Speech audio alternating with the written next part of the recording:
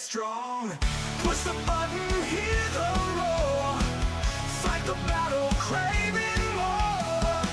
Game of legends in my veins. Pixelated dreams remain.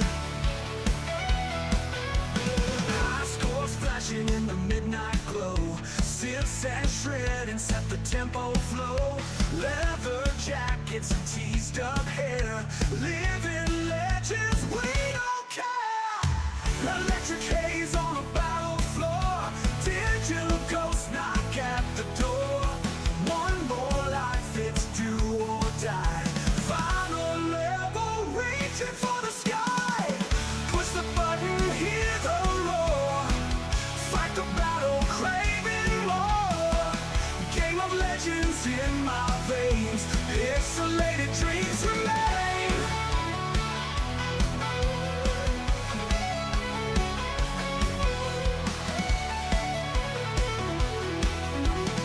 High scores flashing in the midnight glow. Sips and shredding set the tempo flow. Leather jackets and teased up hair. Living legends, we don't care. Electric haze on a battle floor. Digital ghosts knock at the door. One more go, one more life, trick hair. Push the button, hear the roar. Fight the battle, craving more. Game of legends in my veins. Pixelated dreams remain.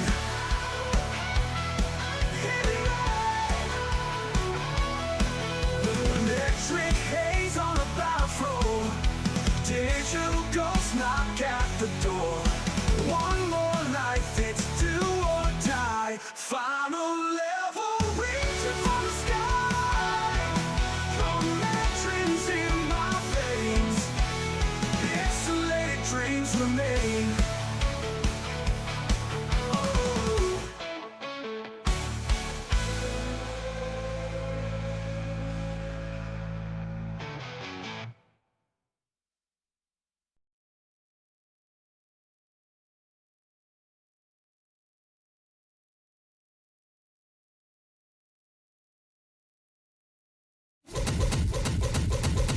Neon lights burn the night so wild. Twisted in here like a reckless child. I keep buzzing electric fire. Chasing scores higher, higher, higher, higher.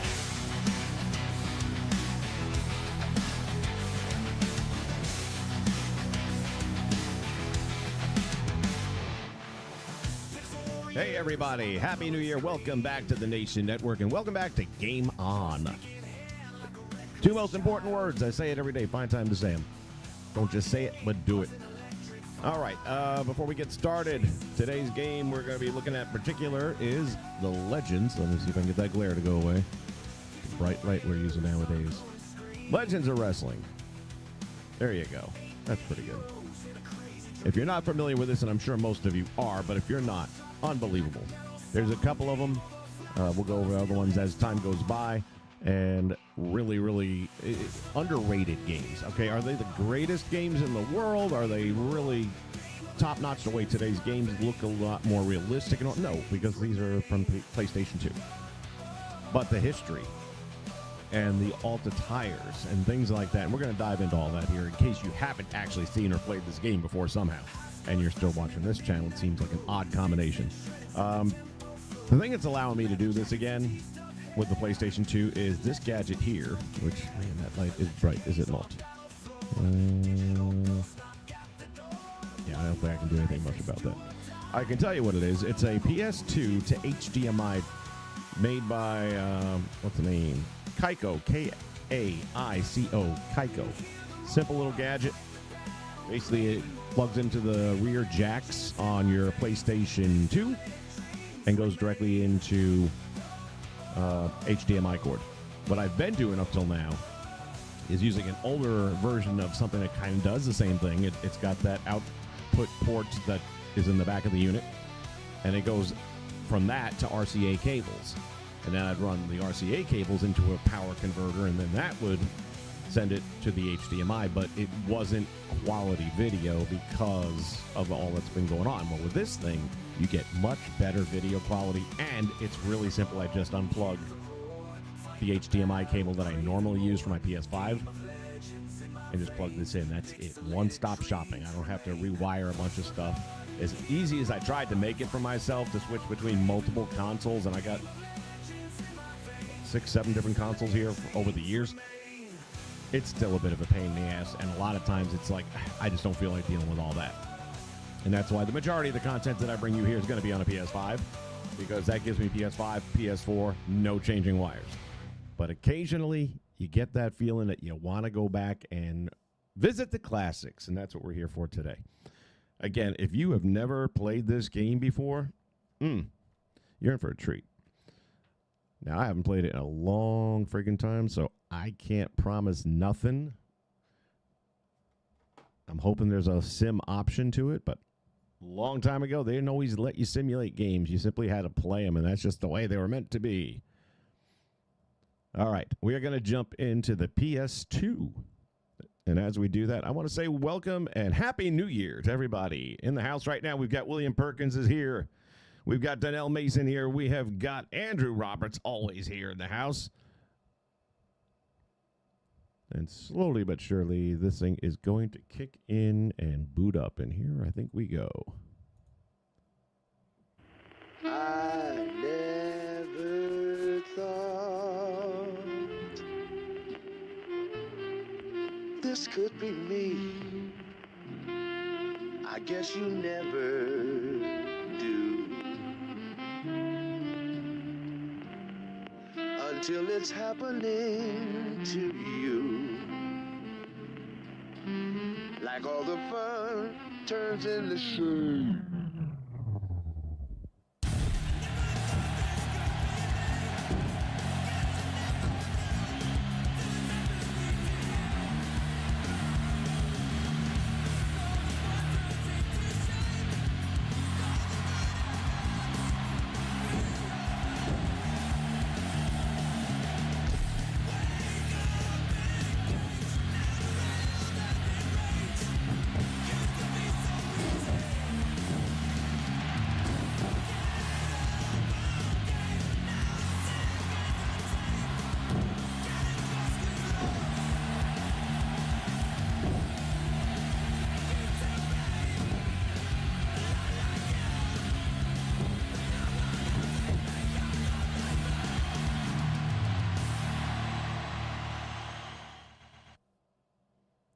All right. I like to let the intro play itself out because I think that's one of the best parts of the game.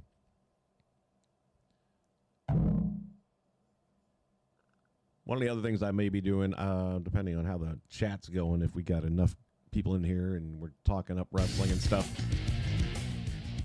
I may keep this thing going while the other thing I'm doing, I've got 9 PlayStation 2 memory cards. And I'm putting a spreadsheet together so I know what's on each card. So the one we're on now is card number 1, which I can tell you everything that's on there now at a glance. So we have the Atari Anthology is on this one. Codebreaker, for those of you that might remember if you were doing the PlayStation 2 thing, Codebreaker was this separate thing you purchased. I think it had, I know it's got some sort of a thumb drive. And it allowed you to unlock a lot of stuff in a game that normally you wouldn't have had access to. So that was always pretty cool. I enjoyed that quite a bit. I don't even know if I still have the thumb drive. I just don't remember how to use it, but I'm sure I could pull it up on YouTube and possibly still take advantage of it. I'm not sure. Then we have Fire Pro Wrestling, the original one for the PS2, which that one I got a lot of liking out of. I mean, I played the hell out of that. And the best thing, if you're not familiar with Fire Pro Wrestling, the best thing about it, very simply put, is that it is the most realistic. Hold that thought a moment. It should be this easy. It is the most realistic wrestling game, statistically speaking. You're able to tweak everything about Fire Pro Wrestling so far as moves. When the moves are done, it's going to give you the most logical outcomes to matches. So let's say you made your own John Cena, and most of it is stuff that you made yourselves or other people in the community made. Back then, you could easily just save the files. That said, let's say you made a John Cena. You could set it up where he doesn't do a 5-knuckle shuffle until this much damage is done, or until it made it like he wasn't going to come out and hit you with a 5-knuckle shuffle. But you could also set it up where if he hits the 5-knuckle shuffle, he goes straight into the attitude adjustment, and it would automatically follow it up. Same thing, Hulk Hogan, big boot into leg drop. And you could even string 3 or maybe even more. It's been a while, but I know you could do 2 for sure, and I think maybe 3 or 4. Hard to say. Unlimited roster space, basically as much space as you have on your card is how much space you have for your roster. So they were huge rosters. And I'm not sure now. I'm thinking, I don't remember if we were able to save each other's files back and forth. I feel like there was a website where you could download people's save files. Or else there were just people putting the formulas up saying, okay, this is how you made this character. But I feel like there were save files involved. Long time ago. Dookie Wilkos. Happy New Year to you, buddy. Happy New Year to everybody. Remember tonight, 10:47 p.m. Eastern Standard Time. Very special edition of Legends Mania. It'll be Legends Mania 5. Already up to 5. Double down. 2 of those matches are going to be return matches from the previous Legends Manias where we didn't have a decisive outcome or we still haven't quite squashed the question. The main event is going to be the Battle of Eras, and I assure you this is unlike anything we've ever done on that program before, and I love the video package that I put together to lead into it. I think you will too. It literally will take you right up to New Year's Eve as the ball drops with the 10 count and the whole 9 yards. So if you're like me and you're not going nowhere tonight because the crazy people are out there, feel free to hang out. I plan on being here for it unless I fall asleep, but I stayed late last night. I didn't go to bed until about 6 a.m., and I just woke up an hour ago with the thought that should help me get up till midnight. I'm old now, man. Bedtime's like 7. All right, let's jump back into this, shall we? Oh, I was going over the save card that I've got over here. So we have the Atari Anthology Codebreaker Fire Pro Wrestling. I've got Harry Potter Quidditch on there. And that's a game I only bought like a year or 2 ago. Got a used copy of that just because during COVID, me and the girlfriend at the time sat through the entire Harry Potter series. And I kept saying, boy, they got to do a good game for Quidditch. I don't know if this was necessarily a good game, but it was fun. Then we've got Showdown of Wrestling, which is kind of in this same vein here. That's got 13 different save files. And basically for that, every little thing you had to save individually. So it's got a tag team tournament. The options for the game's a separate save. I have a tournament that just says XXX Tournament, so I'm not sure what that is, but the next time we get on, maybe I'll bring that game out and we can explore all that. Then the Created Wrestlers, it says I think it's a Triple H. It says HH, and I'm thinking that's Hogan, but Hogan's in the game, I'm 90% sure. Taker, I remember that. I had to make an Undertaker. He was not in the game. RVD, Anvil, Flair, Magnum, HBK, Luger, and Benoit. So those are all on that save file of also Stone Cold Steve Austin. We have on the same save drive or card SmackDown vs. Raw 2006, 2007, 2008, 2009, 2010. Bam. Just like that. We got 5 of them on that one save. Then we've got Top Spin Tennis. Haven't played that in decades. And then Taurus Trophy, which I think is Turismo. I think it's a GT kind of thing. So what I might do a little bit later on is start, plugging the other cards in, seeing what's on them, and add them to the spreadsheet. And I may do that online. I may do that offline. Depends, like I said, how the chat's going. If everybody's having a good old time here, then we might just make it part of the stream. Dookie says, I'm lucky if I make it to 11 p.m.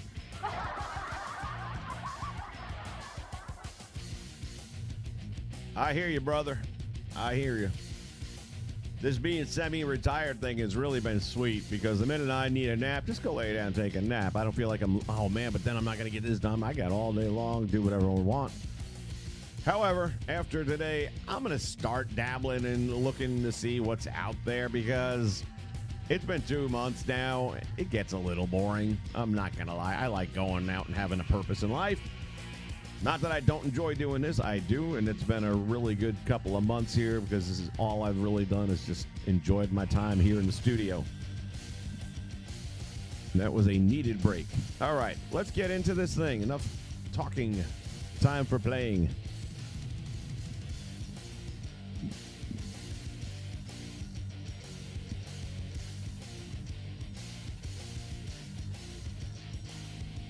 If I can find what I'm looking for once in a while, that would be a beautiful thing. Well, it's time. It's time. It's prime time. Prime time in the house.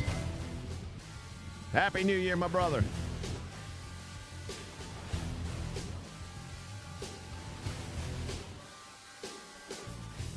Okay, let's take a look.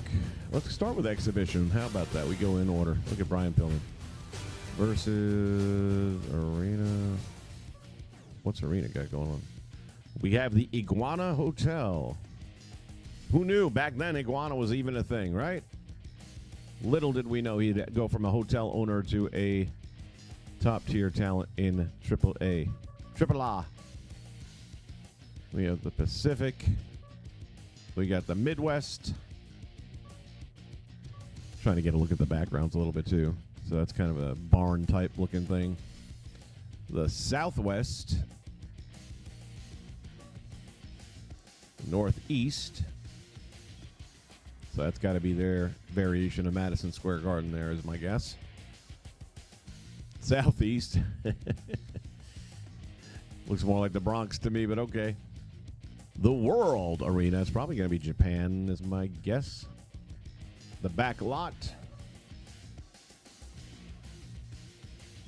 Faber Gymnasium. Okay. We got a little bit of everything, though. Hotel and casino we saw. And then Acevedo Beach Resort. You got some palm trees in the background there, I guess. I was thinking maybe you'd have a swimming pool somewhere, and then it would kind of be like the old Nitro ones there. Well, why don't we start with the Acevedo. Look at Bob Orton. He still has that bad arm. Got to feel bad for the guy. Get some better health insurance.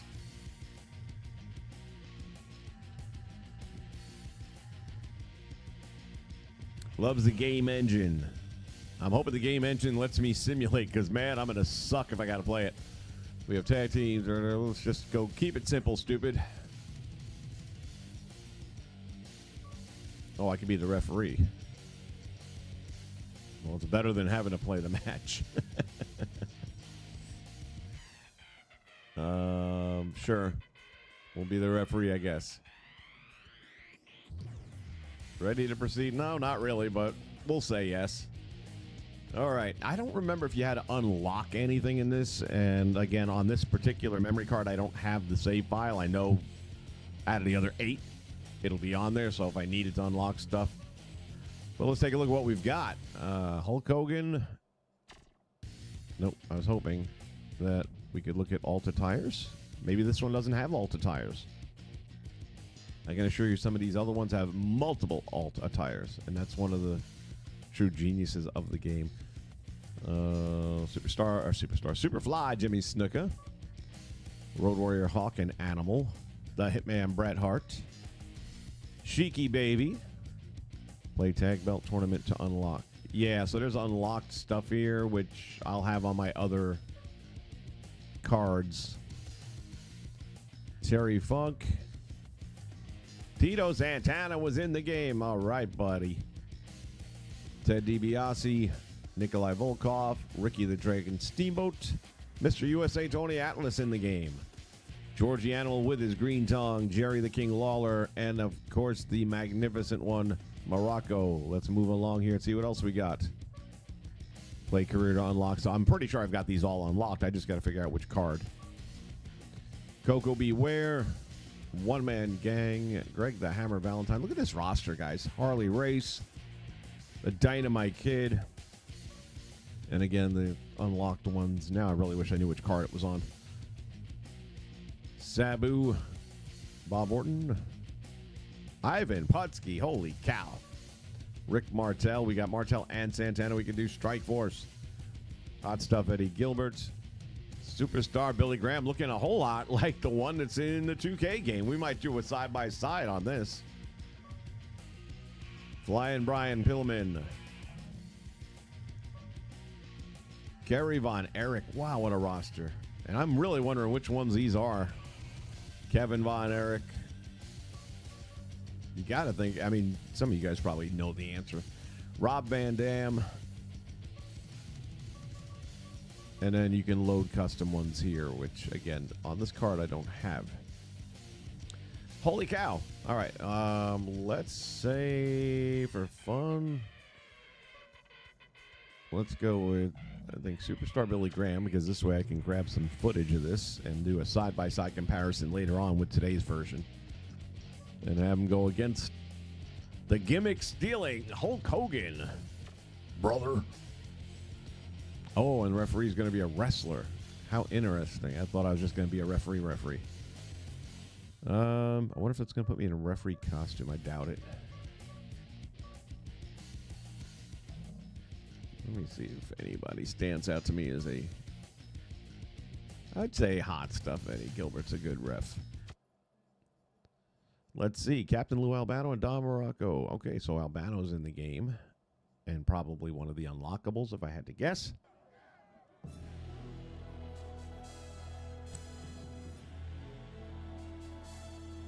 Yeah, the video quality is so much better than what I was running it through.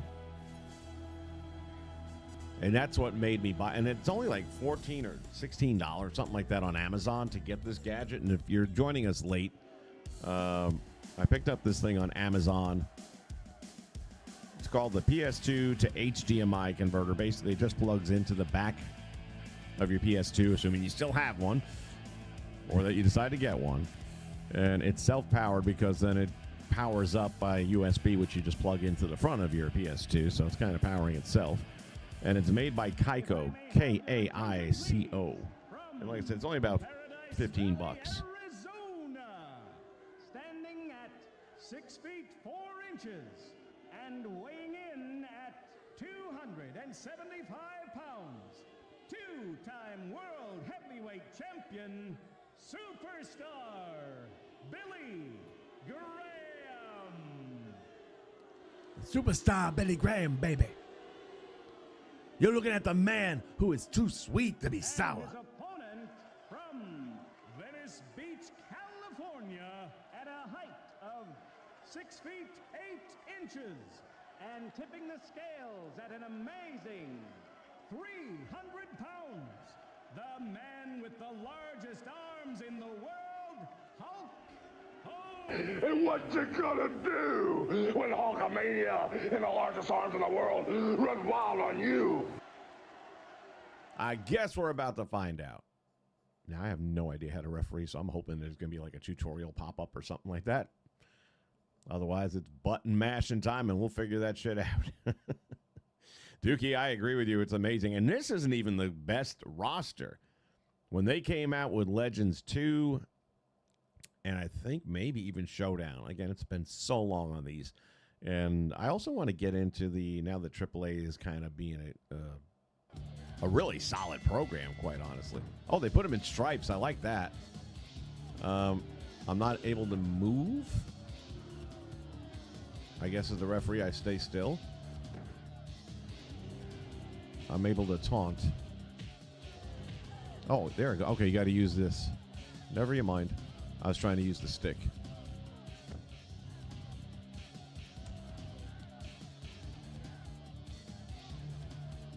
Oh, sorry. I didn't mean to hit you. I was just trying to see what my buttons do here. Superstar Billy Graham applying that rear chin lock on the Hulkster. Bring the volume up a little bit.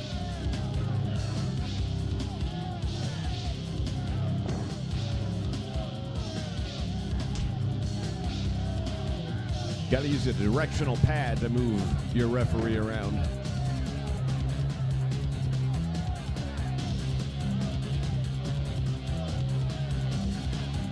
No count by Gilbert because I don't know which button. I hit the X. That didn't work.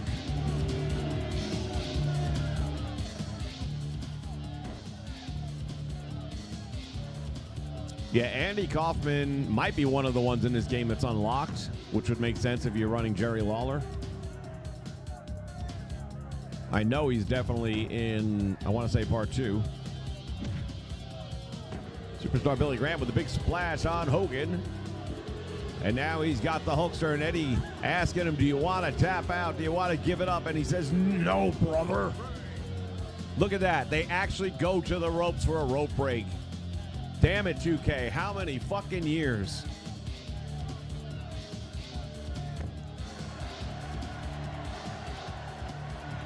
Going for a choke slam. Superstar Billy Graham takes the man down. Ooh, Hulkster with a big right hand. And there's one back for you. Little things like that, like going to the ropes for a rope break. I don't know how they don't have that in the game. Uh-oh. Hogan's got the plunder. Referee, do something. I don't know if I can control who I'm aiming at. I feel like I'm looking at one person and one person only. And none of the other buttons seem to be changing anything. And they're not respecting my authority because they're bringing all kinds of weapons into this bitch. I didn't hear anything about hardcore match. Ooh, Hogan's got him. And Graham able to break out. For the submission, it's like Eddie goes straight to it. The pinfall I got to figure out. Get off the man. Get off the man. I can't figure it out. Must be the joystick, maybe?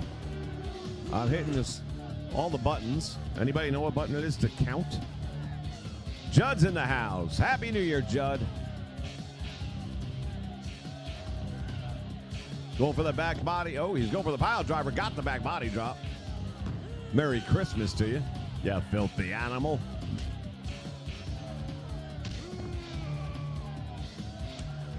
They exchange blows back and forth. Hogan sends him to the ropes. I got a feeling I know what's coming. Nope.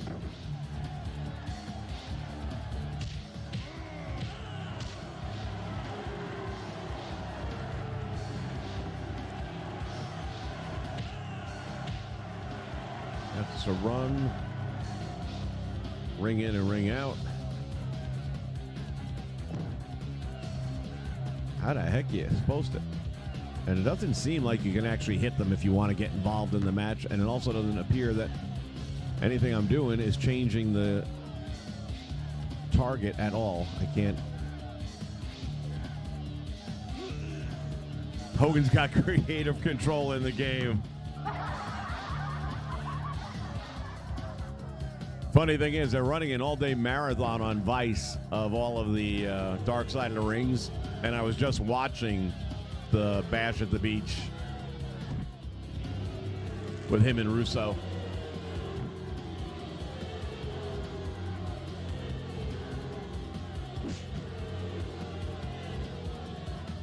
Cookie sheet to the head.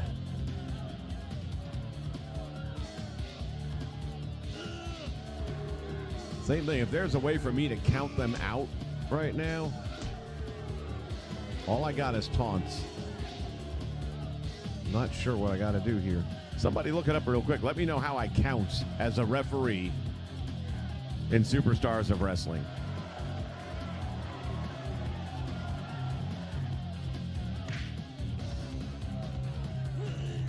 Because I feel like I should be able to count them out of the ring as well if I can count their shoulders down, but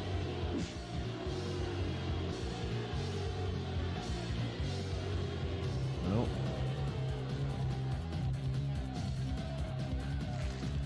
I mean, the submission, he goes automatically into that. The referee does. Overhead press slam, and now Hogan back on top of things. Billy Graham, ooh, he got the headbutt. Right between the eyes, brother. Hip toss, take over.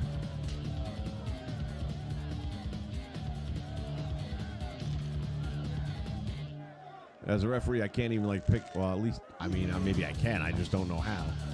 But it's not allowing me to target anything. It's like it seems that I'm on Hogan, but it's not letting me do anything with it.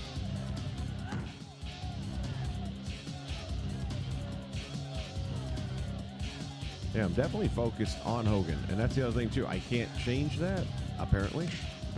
Okay, I guess I am able to hit him. Oh, and he's going after the referee. I wouldn't do that. I wouldn't do that. What are you, out of your mind? Sir, that's a one-way ticket. Oh, Jack Tunney's going to have a field day with this video. You're going to see the fastest 3 count in history if I get up from this. Yo, Billy, you want to get in on this, or? What the hell? I didn't mean that way.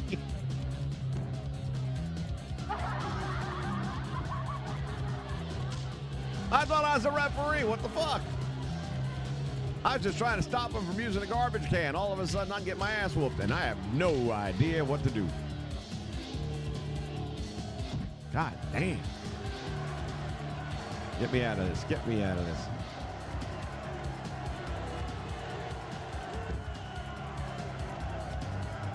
Damn, the Hollywood Blonde's turning on me here.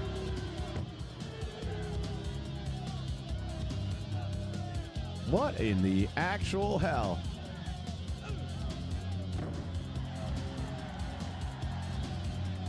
Son of a bitch. I mean, literally nothing I'm doing is working. And they're both targeting me. What is up with this shit? I did not realize that 2K was making this game as well.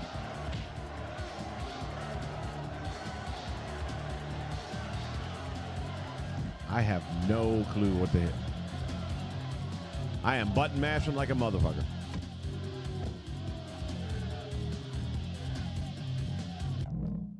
Let me see something. End match. Enough of that.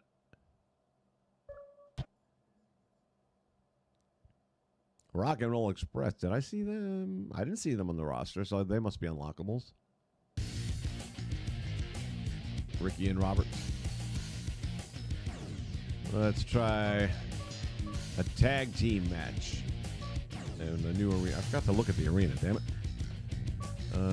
What do we got? Northeast. We'll see what their version of Madison Square Garden-esque looks like. Before I jump in, let me take a look at what to do.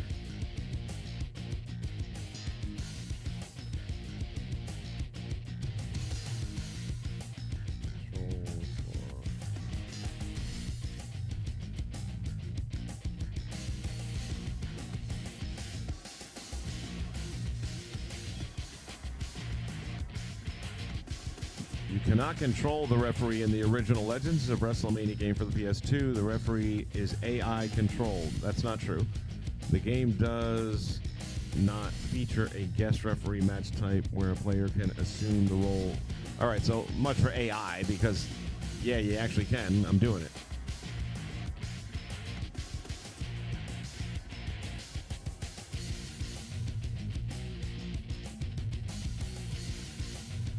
How to do a finisher in Legends of Wrestling. What is a taunt button?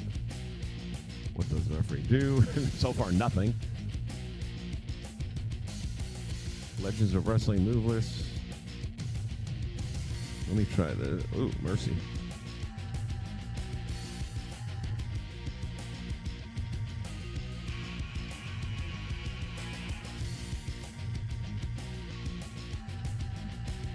Striking attacks. In the ring. I mean, are they trying to say it was a triple threat match? Because it wasn't.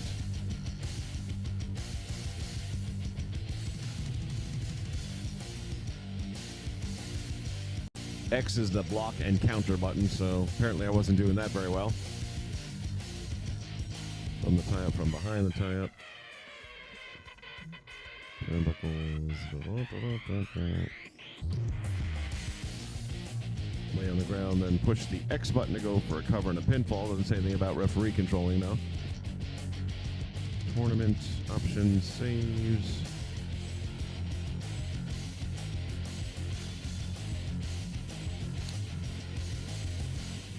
Versus match. The first person to pin his opponent gets that. Backlot.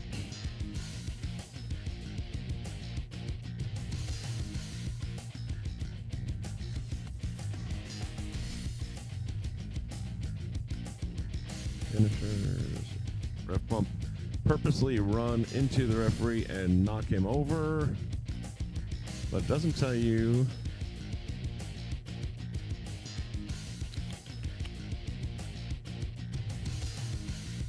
Hidden wrestlers. Oh, here's the roster, I guess, of the hidden wrestlers. To unlock all of the hidden wrestlers, go to the main menu. Oh, we can just do an unlock. Hold on a minute. I forgot they used to have these cool things. All right, we're at the main menu. Press up, up, down, down, left, right, left, right.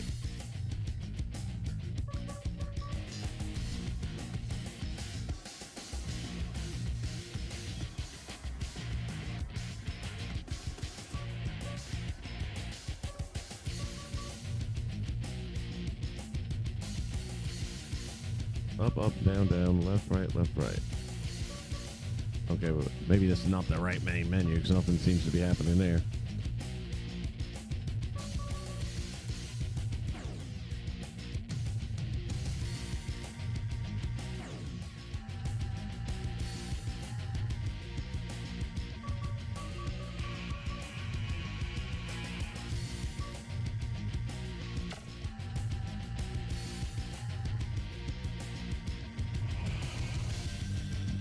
But I do have the list of them here anyway. So we did have Captain Lou Albano, David Von Erich is there, Dory Funk Jr., Fritz Von Erich, Ivan Koloff, Jimmy Hart, the Mouth of the South, King Kong Bundy,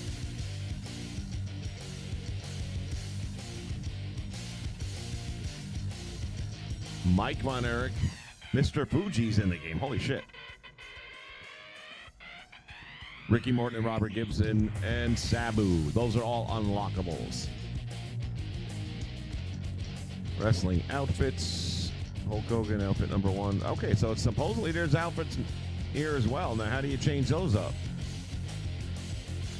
To get outfit number 1, when you press select a wrestler, press the X button. To get outfit number 2, press the O button. Oh. Nice that they tell you that somewhere. Snuka.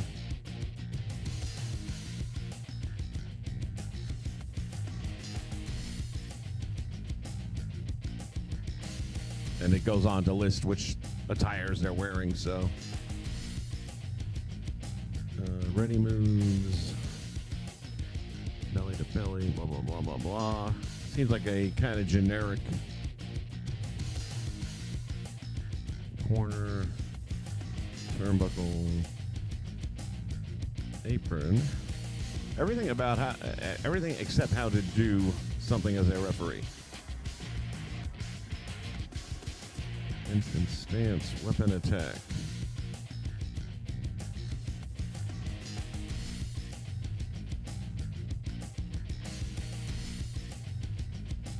Entrance taunts, finishers.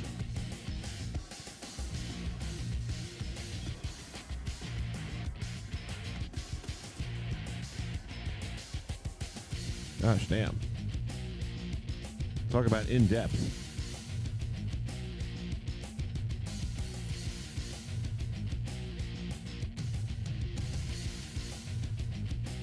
Let me try something else and see if AI does better with this.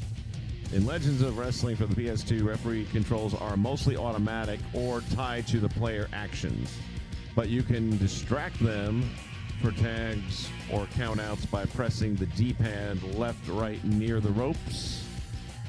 For pinning, you press the B button or square.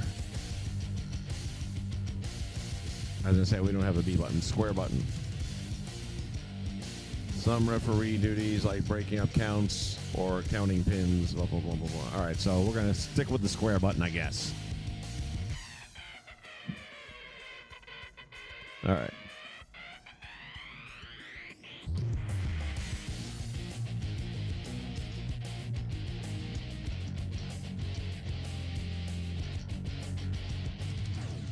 Ready to proceed. Aye, aye, Captain. So I'm going to select with the circle, which should show us their alternate attires. Which to me looks like all black, like their original LOD outfits. Now let's go back and go with the X. Doesn't change anything. Yeah, it does. It gives them the more modern day. Okay, so you can see that. I'm going to have them mixed and matched so we can see both attires. Terry Funk has got his ECW attire there, or the alt attire is the black and gray, it looks like. But we're not going to use Terry Funk anyway. We're going to go with Tito. That's the Strike Force, and that's his older version of Tito. And then where was Rick Martel? That's Dragon.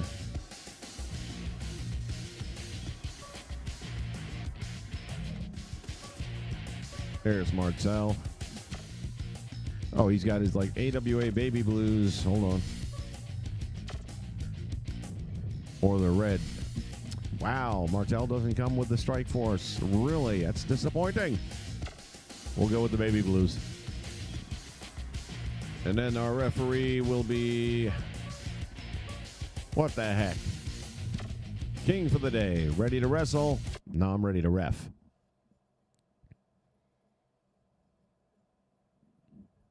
Super, super, super fly.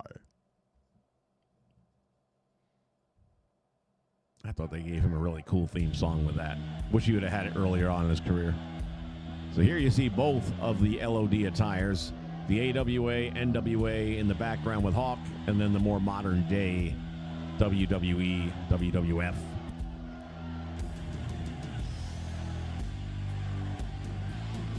Let's talk about the music, guys, all right? That's how you rip off music and stay within copyright infringement. Oh, my God, they gave Tito the Matador. Why would you do that to him?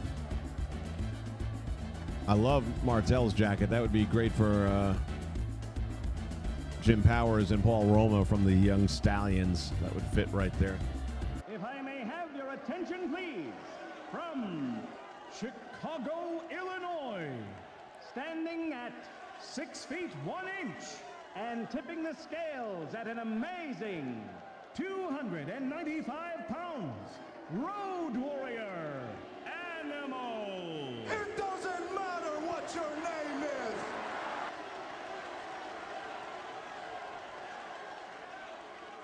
Please welcome to the arena, hailing from Chicago, Illinois, towering in at 6 feet 3 inches and tipping the scales at an amazing 275 pounds, Road Warrior, Hawk.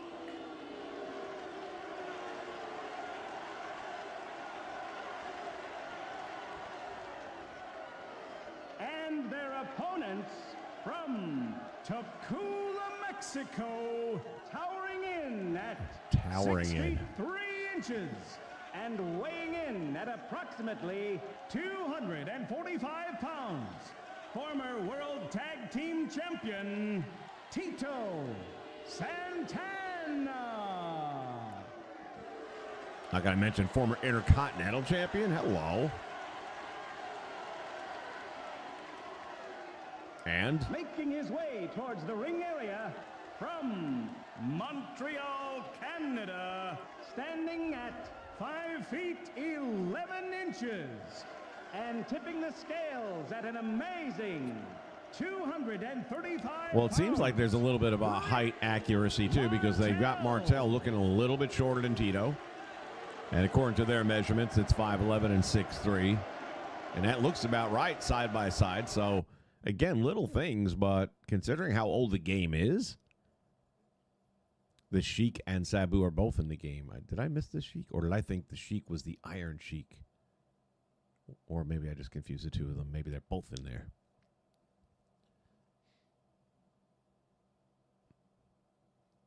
So we do get 2 attires at least. But that's not as good as the sequel, because the sequel is like 4 or 5 per. And it literally covers every aspect of their careers. And if that means a change in hairstyle or whatever, it's all in there. All right, so apparently my job is just not to get in the way, and if somebody's shoulders are down, I should be hitting the square button, is what the thing said. So I'll be looking for my opportunity to hit the square button. Other than that, it kind of self-regulates. There's no changing your view of who you're competing with. And I would dare say, if you hit one of them, it's going to be a long night for you, because then they're just going to beat the crap out of you.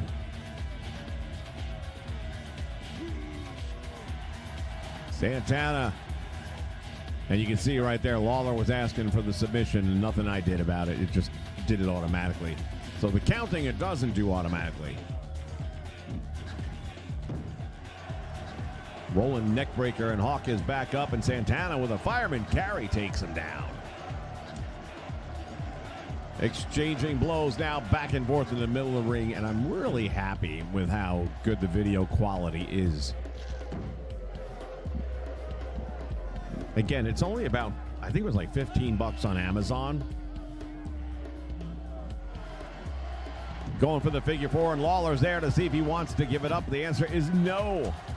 And Martel gets in on the action as well. Double team. Just like that, Strikeforce getting the best of the Legion to do at the moment. Quick tag is made. Here comes the model, Rick Martel. The Bulldog by Santana. Martel from behind saying, hey, over here. Scorpion, death drop right there. Now Martel with the rear chin lock. Again, with Lawler, I cannot change my target. I'm still fixed on Santana. And I'm wondering if that's going to affect a 3-count attempt. Animal's starting to get a little anxious.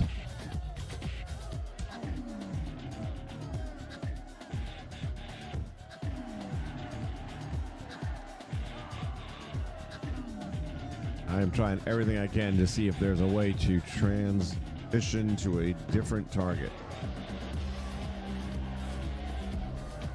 Well, I hit the square button, but maybe he kicked out too quickly.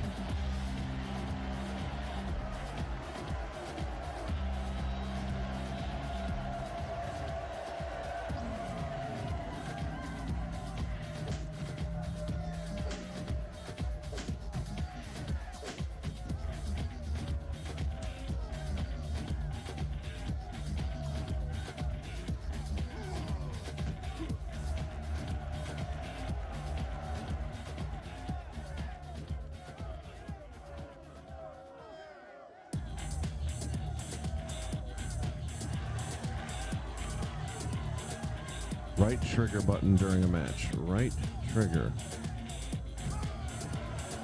Whoa. Don't want that right trigger.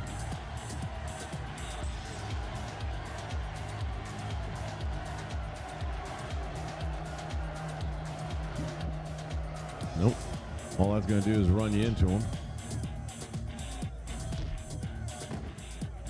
Run you into him.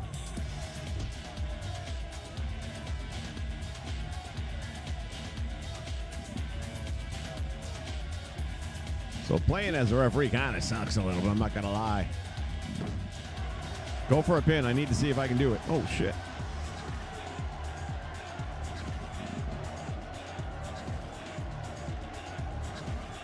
I guess these matches, maybe I got to go through the settings. Just seems like you can do whatever the hell you want in this stuff. We got guitars across the head. Did not break. I wonder if it breaks eventually or if it's just the weapon is the weapon.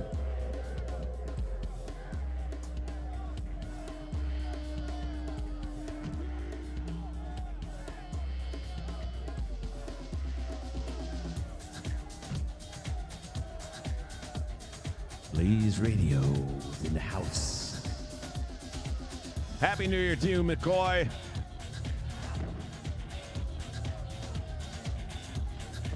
Well, you know, when you put enough videos together and tell them how much they suck, eventually they just want to send you the early product and make you get on board with the product. So indeed, for 2K26, you're looking at it right now. These are some of the legends they're going to have, and graphically speaking, looking a little bit better, I think.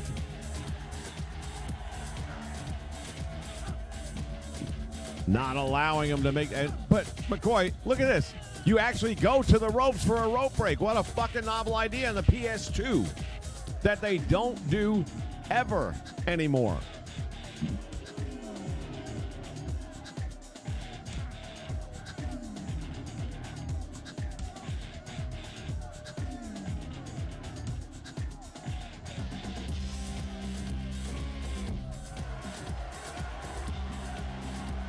Oh, sorry. Damn it. My opportunity. That's what I get for looking in the chat during the play. Go for a cover, damn it. See if he quits. See if he, yeah. Ask him. Ask him, ref.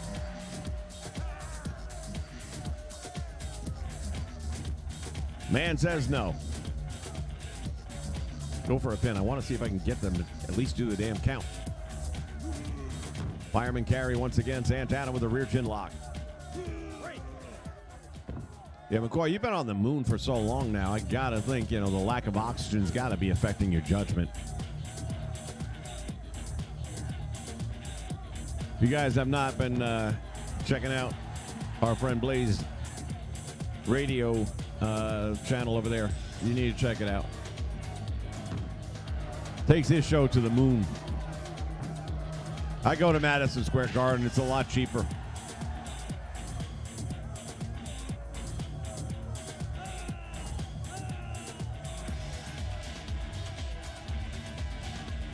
I'm the referee. You're not going to cost me the match.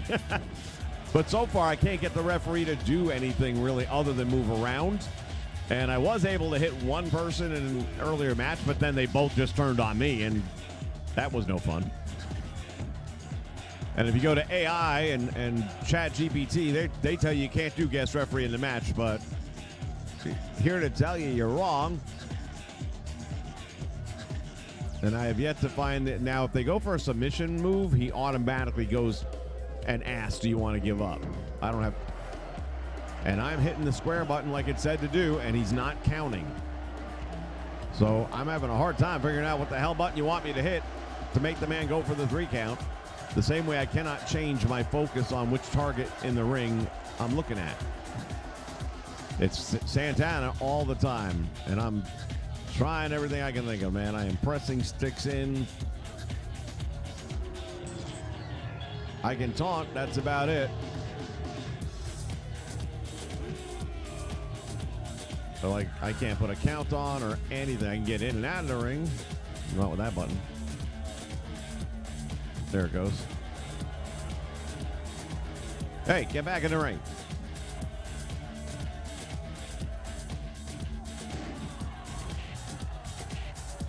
I wonder. Combo bars, health meter, and nope. I thought maybe there was actually something here telling you. Silly me.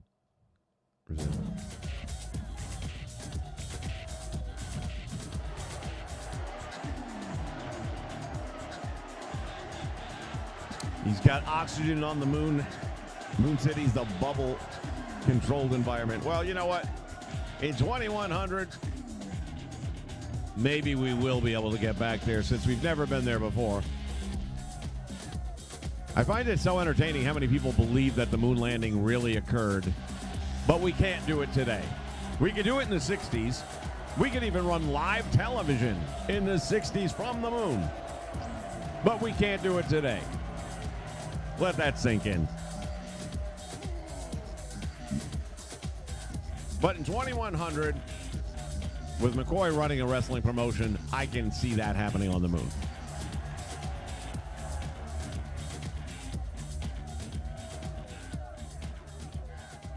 The way our government lies, it is criminal. Hey, you guys are eventually going to get your asses back in the ring because I'm starting to get tired of this. Oh, damn. Took out the ref. For the love of God, go for it. All right, submission's the one thing he can do. If Animal wouldn't be breaking it up. I might have to try one more singles match where there's no outside interference. Damn, I thought that was a 3-count opportunity. Once again to the ropes, Martel. Ooh, the franchiser. I always liked that move. I thought that was highly underrated.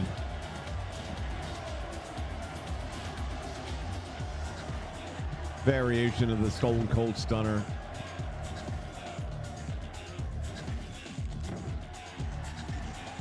Always felt like it was a safer version of it, especially for the one delivering it.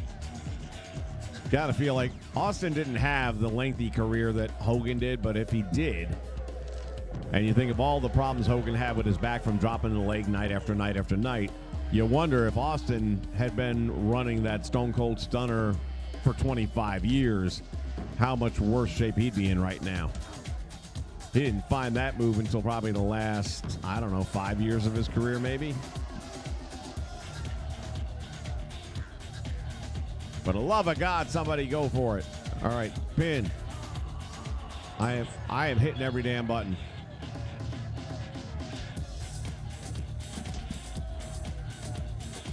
It's going to have to be a submission. Never mind. We could do this all day long. I'm not going to do that. End match, yes. I'm going to try one more singles match, knowing I'll get pin attempts, and that's going to give me the best opportunity to figure out what the fuck. But so far, there's nothing I can do to control the referee other than move him around and taunt. And he's not doing it automatically. He goes down in position, but that's it.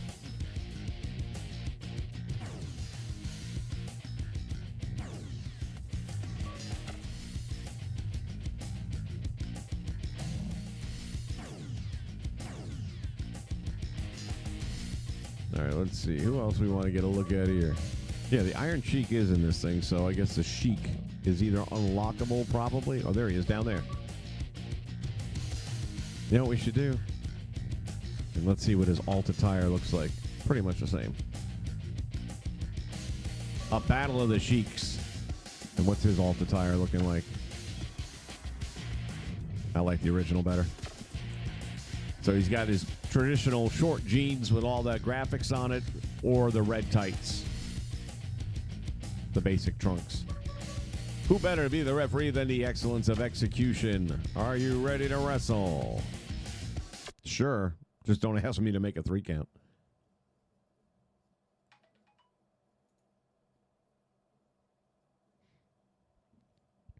All right, where are we at here?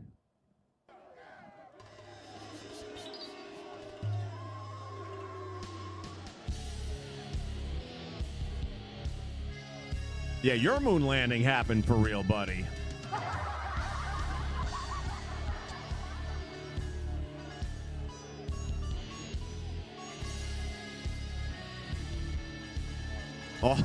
All the technology had to be destroyed. Oh, wow. Coming out with their partners. That's kind of cool. Set tag teams. Sheik flipping off the fans. Hey, la fuck are you? Ya fuck jabroni. Hak Tua. He was the original Hawk Tua. Ladies and gentlemen, hailing from the Syrian desert, standing at 6 feet and weighing in at 250 pounds, former United States heavyweight champion, the Sheik. It doesn't matter what your name is.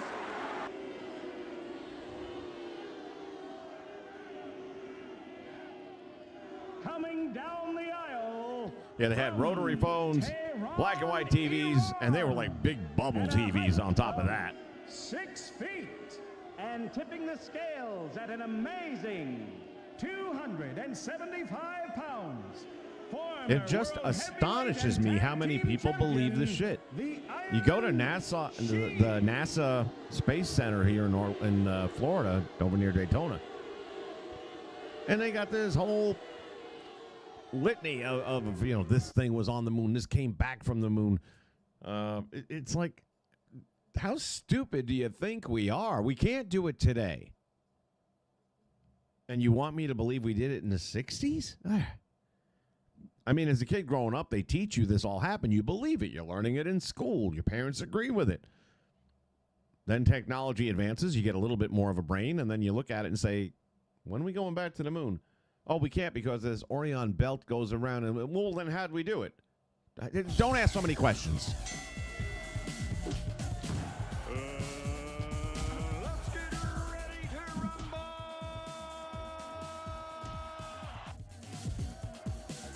All right, I'm ready to rumble. I'm ready to try and do a 3 count, too. It'll be the first time so far. Sheik versus Sheik. Now, this is a main event match. I'm sorry. But again, you cannot change your target. You're just locked on one. Apparently, you're locked on one anyway. I don't know. I'm pressing joysticks in, trying to see if that'll do anything.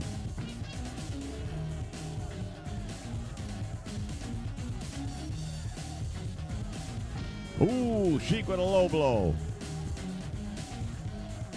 Iron Sheik, to be more specific. The squeaky duck sound effect. Nothing tells you I got hit in the nuts like a squeaky duck sound effect. Wouldn't it be funny if they actually did that? Kick someone in the dick and you get that little wee wee.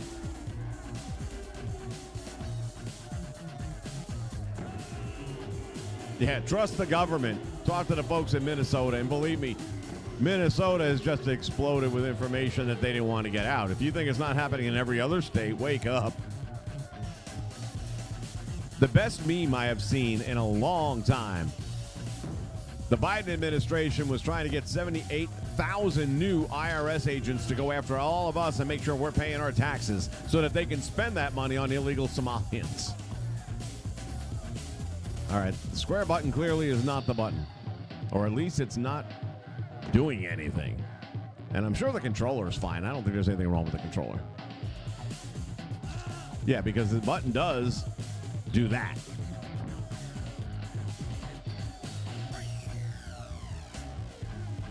So we'll try the X button next to see if that does anything. Seems to me X button would probably be the one you'd want.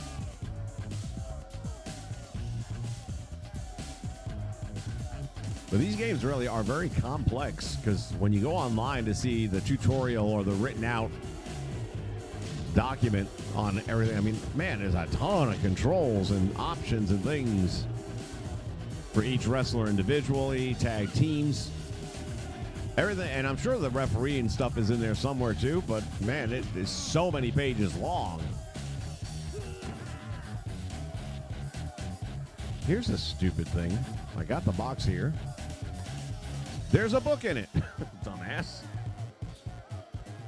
Now let's see what it says about being a referee, if anything at all.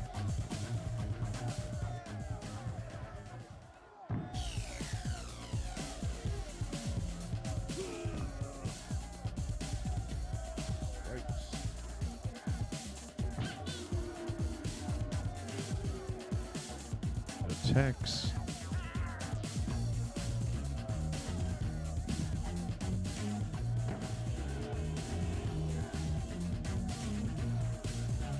Outside the ring.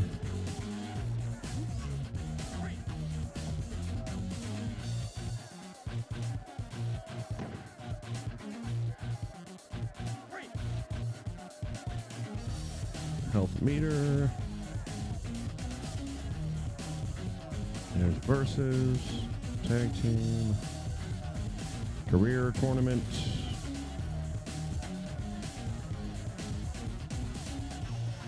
Create a legend.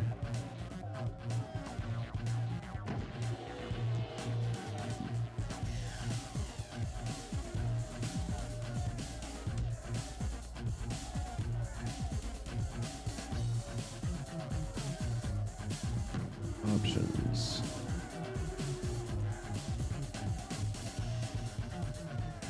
Well, at a glance, I don't see anything here, even in the book, about what to do if you're the referee.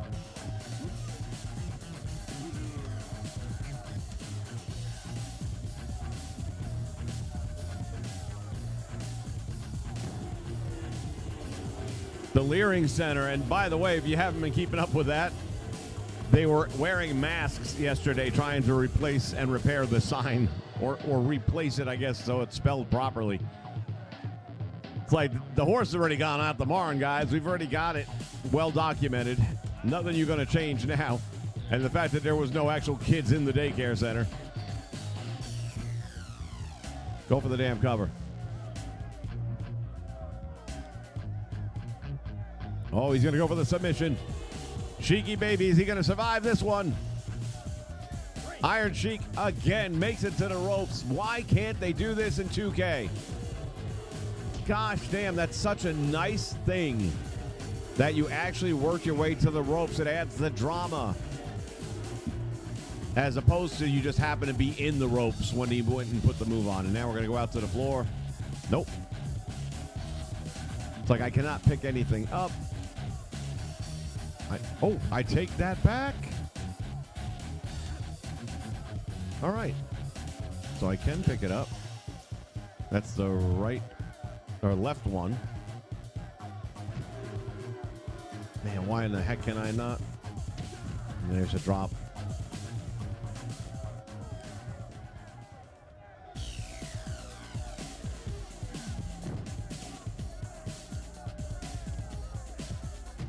I'm trying combinations to see if it makes any difference, like left 2. And, no, that's simply the block.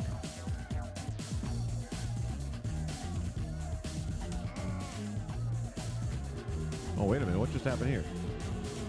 Ooh, don't want to do that.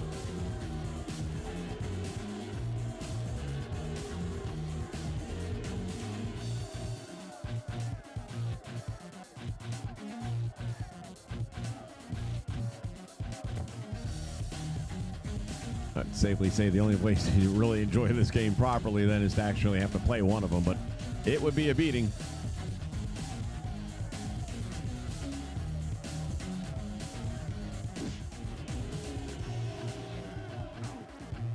Cookie sheet to the head. Talk about X marks the spot.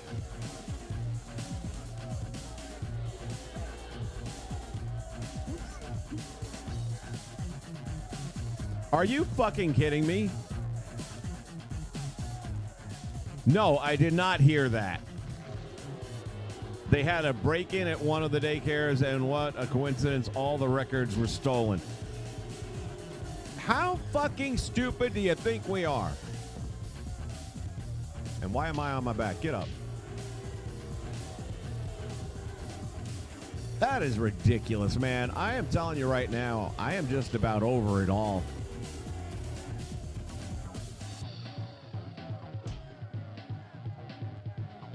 I know we're talking games and stuff like that, but this is an open chat and things come up, and I'm just getting tired of the bullshit.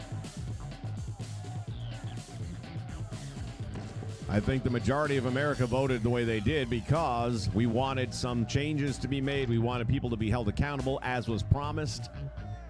And as much as I'll sit here and say, get rid of that bitch Pam Bondi, she has done absolutely nothing. Okay, the X button it is.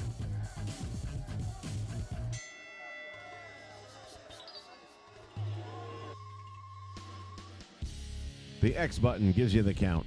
And oh, damn, holy shit. She's not looking so good. But yeah, there were promises made that aren't being kept. Dan Bongino leaving told me all I needed to know. He sat back and realized this is bullshit. Everything we said we were going to do, we're not doing. The fact that him and Pam had these very well-documented discussions, arguments, differences of opinion, call them whatever you want. And now he's leaving. And the day that he had to stand out there with Kash Patel, another complete idiot, the day he had to stand out there and say that the Epstein files were a hoax, you could see him literally swallowing a shit burger that somebody force-fed him. That look on his face of, I can't believe I fucking fell into this. I'm not surprised he's leaving. I'm surprised it took him this long. But at this point, they're all in on it. Every single fucking person. All in on it.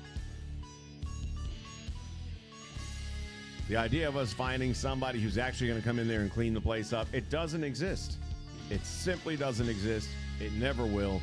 You see what's happening in England right now? That's what's going to end up having to happen. The difference is the fine folks of England are fighting with horse manure and tractors because that's all they got. When you push Americans far enough, we got other methods of holding our government officials accountable. I'll leave it at that. All right, didn't mean to get off on that subject, but hard not to know what's happening and things like this, and to hear that story, unbelievable. They were busing in kids. Yeah, the past few days, I saw that. I saw all of a sudden kids are walking into school.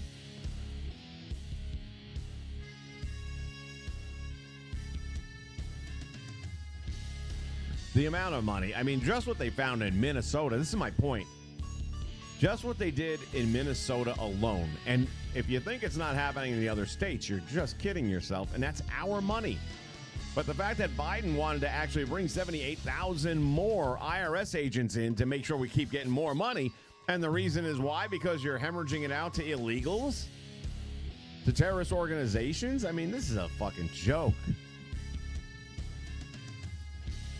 Monstar, dude, don't get me started. Boy, I got to flip the channel over here and turn this into the Amendment 1 show that I got. When Trump was in like month 3 and a reporter asked him about the files.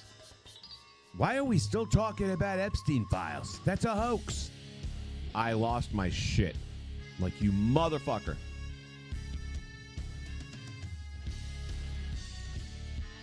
I just, man, I'm over it. And then what? Almost a year later, they finally start releasing them, and they are so redacted you can't even make sense of a sentence. And by the way, everything you redacted is what we're supposed to know. We need the names. And the other thing that I'm still, I kind of get it in a way, but several of the girls, which are now women, that were part of this Epstein Isle debacle, when they were saying there's no list, and they came out and said, well, you know what? We'll make our own list. Now, I know powerful people got a hold of them and said, no, you're not going to do that. But I would love to see them get together and make their own list. Whatever they put out, I'm believing every word of it. Remember, they told us we have to believe the women. We got to believe women when they tell us these things.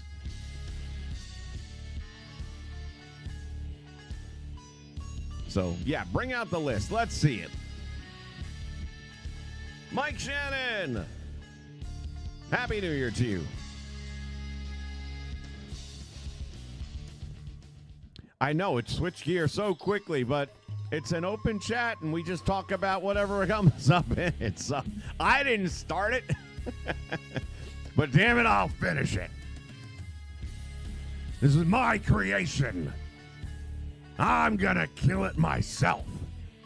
Me and the Trump Organization. I'm starting to call it an organization now. It's no longer an administration. It's an organization. Poor Bongino. Him I really feel for. He went in there with the best of intentions, thinking he was going to be able to, we're going to fix this shit. Not only could he not fix it, I guarantee you they let him know you're not going to talk about a damn thing on your podcast when you go back to it about any of this. And they all know how to put the finger on people because they all have family, kids, grandkids, whatever it may be. Be a shame if something bad happened to one of them.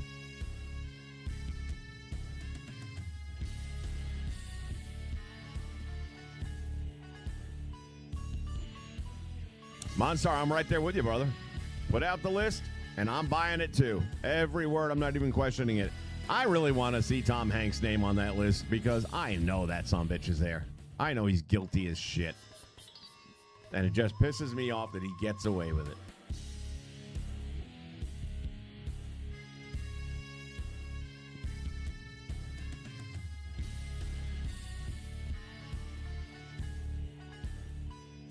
Monstar, don't take it personally, but we got enough headaches as it is. Last thing we need is a 51st state.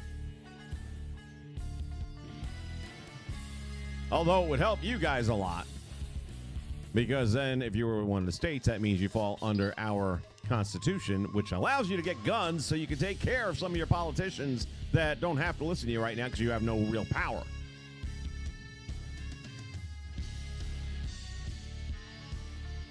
Better chance of becoming Greenland.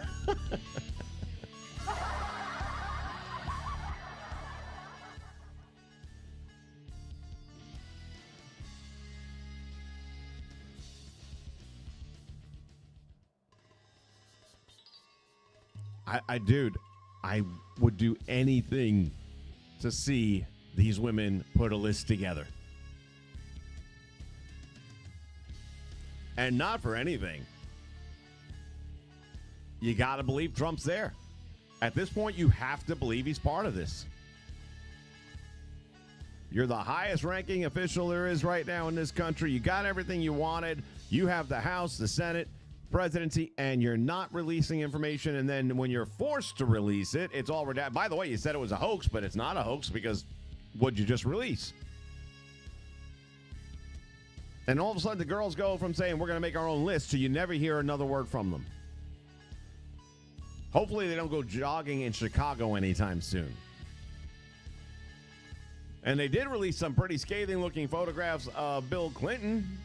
Nobody wants to talk about that.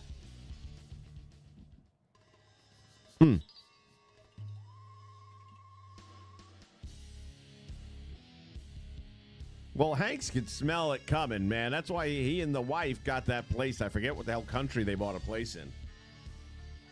Which I'll give credit to Rosie O'Donnell. At least she took her fat ass and left the country the way she promised she would. Now, of course, Ireland doesn't want her there, but she left us.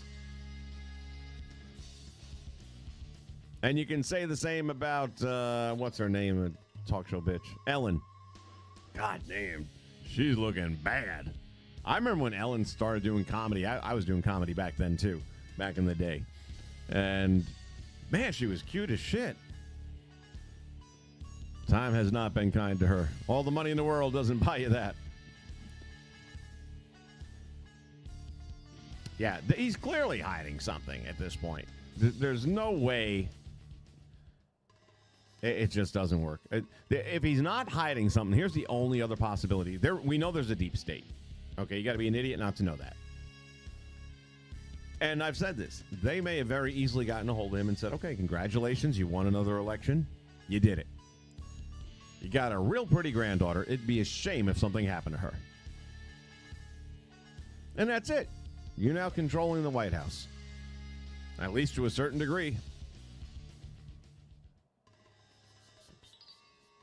The other great quote is, they didn't kill Charlie Kirk because of what he was saying. They killed him because young people were listening. All that brainwashing that they've been working on in colleges was backfiring because he went to the colleges and opened people's minds by giving them logic that they sat there and went, huh, that actually makes more sense than what this professor's been shoving down my ass.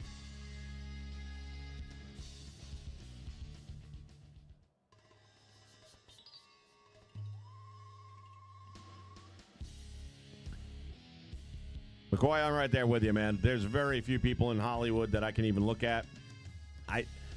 Almost all my favorite movies, many of which I own copies of, I can't even watch them anymore, like Goodfellas. Loved Goodfellas. I've watched that at least once a year.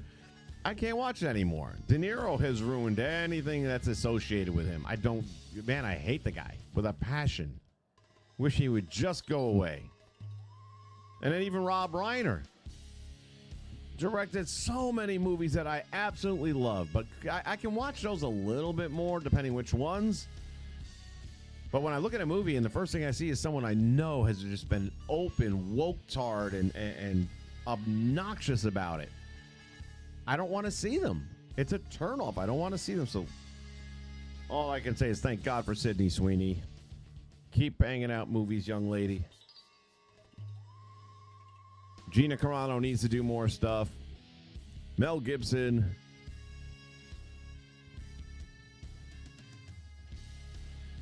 Over 7 million firearms in circulation in Canada, though numbers vary. Yeah, but here's the deal, buddy. What kind of firearms you guys got?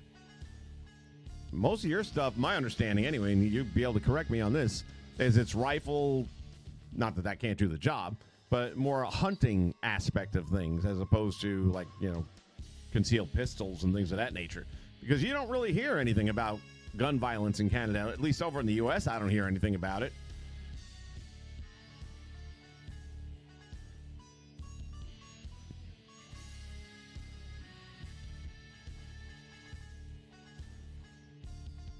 McCoy, I'm right there with you. It's about the man upstairs, not the man in the White House. Certainly not the man on the court. Yeah, the athletes also, many of them. I still remember, I'm drawing a blank on the name, the quarterback who, he wasn't all that good. But he would kneel in the end zone and say a prayer. I'm drawing a blank on it. The women loved him. I just can't get his name in my head. I got his face, but I can't get his name. Anyway, and he's saying a prayer in the end zone, and they started making a penalty for that. I'm like, what? Meantime, you got Kaepernick over here kneeling with that sideshow bob hair of his. Fuck off.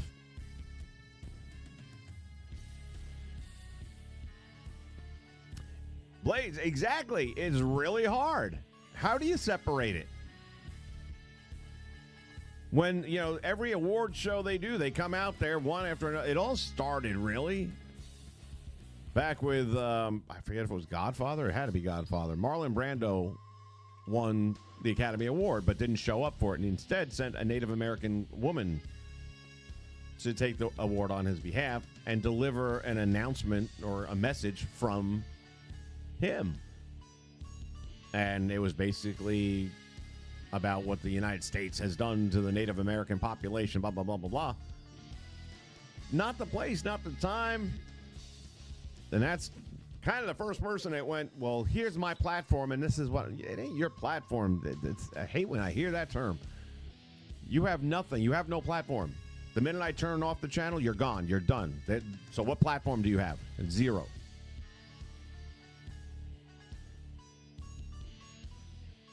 Dude, everybody's got immigration issues. We were not special.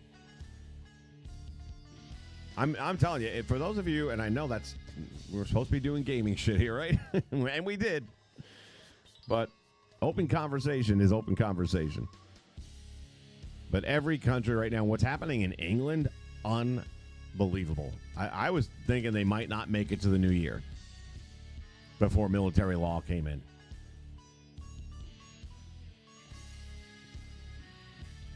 But what they're doing over there, the civilians have rose up, and if you're not familiar, and they are bringing all their farmers, because they're kicking their farmers off their land. The things they're doing there is absolutely unbelievable. You post something on social media that simply says, I think our government sucks. You're going to jail. They're arresting you for that and putting you in jail. We've always had the same basic constitutional rights as they do. We took a lot of hours from theirs. It's unfathomable what's been happening. Australia. I mean, they're doing a better job of bordering things, but their numbers right now of immigrants that have already come into the country, over 100, what was it? Not 100,000. It had to be more than 100,000. Couldn't have been 100 million. All right, well, let's say it's 100,000, whatever it is. For their infrastructure, they don't have any way of dealing with that number. No way whatsoever. So right now, housing is a huge problem in Australia because of all these people you just let. And I guess they have a more open door policy. It was just never an issue until now that everyone's taking advantage of it. But at some point in time, your elected officials are supposed to step in and fix shit. Tim Tebow, thank you. That is that thing that would have stuck me in the brain forever. Kaepernick knew that he sucked, and he wasn't going to get signed by anyone because he sucked. And this was his way to a payday. And I'm sure they went up to him and said, hey, do you want to be the spokesperson for the woke generation that's about to happen? What does it pay? Oh, you'll get paid several million. Yeah, I'm in. Let's go. Let me be oppressed starting right now.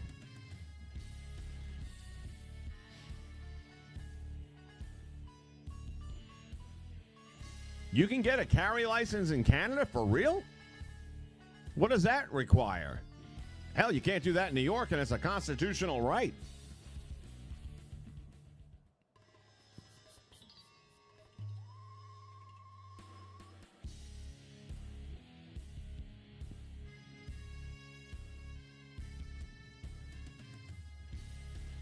England is scary now. I mean, now everybody knows about Nick Shirley at this point, okay? I've been watching Nick Shirley for about 4 years now. And I kept saying, this young guy's got it. I mean, he understands. This is journalism. I'm going to go with whatever he shows me long before anything I see on Fox, NBC, CBS, CNN. I wouldn't watch anyway, but if I was going to consider them a source of information, which a long time ago realized that wasn't going to happen. But Nick Shirley now, he's official. At this point in time, that man is on everybody's radar. There'll be no more incognito kind of things with a little YouTube channel that he can go in and people are like, oh, who's this guy asking me questions? And he's going to have to be real careful that they don't Charlie Kirk him. There's about 3 to 4 people, I would say, that I consider newsworthy sources because they go there, they put themselves in harm's way, they take unbelievable risks on their own dime, working for themselves to uncover things and to bring information out to the people, to assimilate information. That's what journalism's about.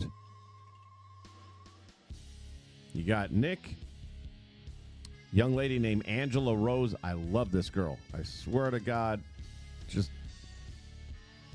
she's amazing, truly amazing. And she goes anywhere that there's a story to be had. In the country, out of the country. You also have Caitlin Bennett here in Florida. One of these days I'll probably end up at one of her, I don't know if she advertises her appearances so much because, again, you don't want a crazy person to know where you're going to be at Saturday afternoon necessarily. And she does a lot of her stuff in the crowd where she's like going to farmer markets and posing questions and lately becoming a First Amendment auditor because some of these sheriff departments, even in the state of Florida, don't understand our rights. That you're allowed to have open conversations in a farmer's market in a public square. They don't own it. They lease it.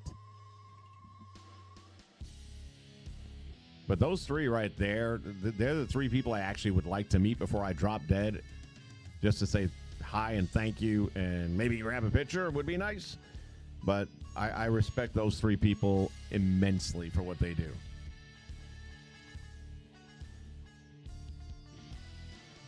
New York's new mayor is a fucking joke, and the joke is on you New Yorkers that voted for him, thinking you were going to get free buses, which they've already said that's not happening. They waited till after the election to tell you. And in 4 years, you won't remember any of that, and you'll vote for another Democrat. So fuck you. As a former New Yorker, grew up there for the first 18 years of my life, I am here to tell you, fuck you. I left when it was still a good state, but it was just unaffordable. Now you add all this other shit to the mix. So sorry, but as they used to say, I think in Family Guy all the time, Mr. Superman is not here.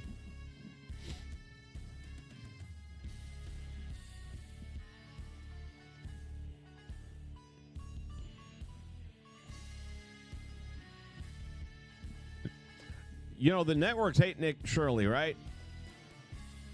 And it wasn't that they didn't get the scoop. They weren't supposed to report it. They knew this shit. Look at Pam Bondi. Oh, we've been investigating this for a long time now. We've already known about. Bitch, pull the other leg. It plays Jingle Bells. All right? You are the most incompetent. You're not even incompetent. You're in on it. That's what you are. You're in on it. Love my gaming show.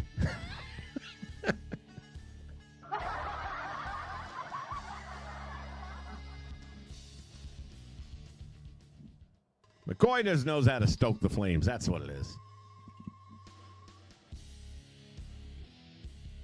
Just a random YouTuber, yeah. Well, let's presume he was a random YouTuber. He's done blown up now.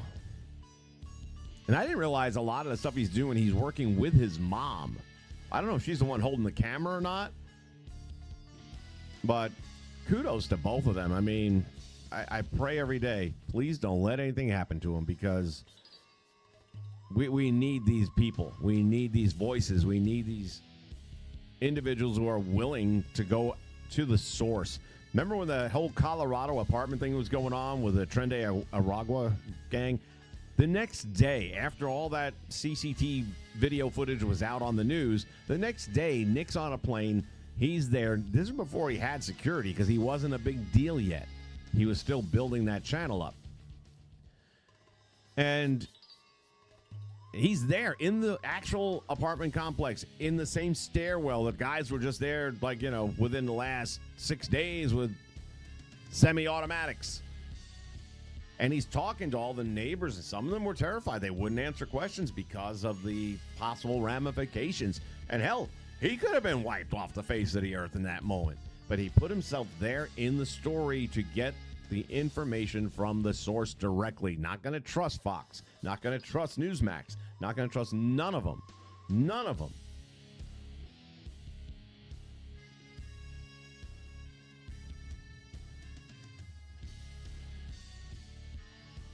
Yeah, Canada's very restricted. Again, like New York. I mean, New York, you've got to have... they just recently, with all these Supreme Court rulings stating that it's unconstitutional, you have to allow it. But to my understanding, and maybe it's going to be part of this whole January 1st thing, the great new bill, blah, blah, blah. But to my understanding, even to this day, you can't just conceal carry a firearm in New York. You can open carry now in the state of Florida. I've yet to see one. Good. You're an idiot if you open carry. You're tipping your hat to a bad person.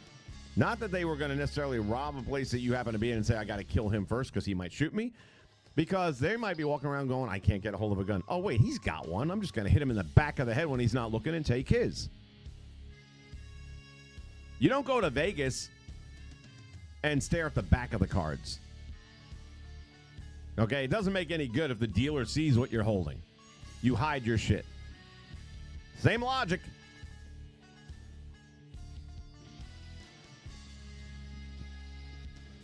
I'm always carrying. Always carrying. Nobody would know it. Best gaming show ever.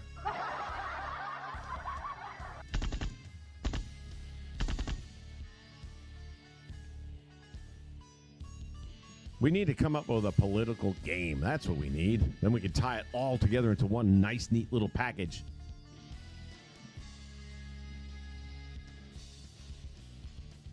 You're a good distraction, though. You see, you're my outlet right now. We just went through 2 holidays that I guess everyone in the family decided we weren't going to talk about politics. And I'm like, I don't remember signing any such document. But it's been bottled up inside of me. And here's the difference between true... I don't know you want to call us Republicans at this point. True Americans and the left. My dad has never voted for a Republican in his entire life. And I told him, then you're not an educated voter. You're just, blue no matter who. And that's not voting.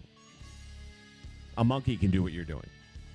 And you cannot tell me that he would have been voting back how many? In the last 13 election cycles, at least.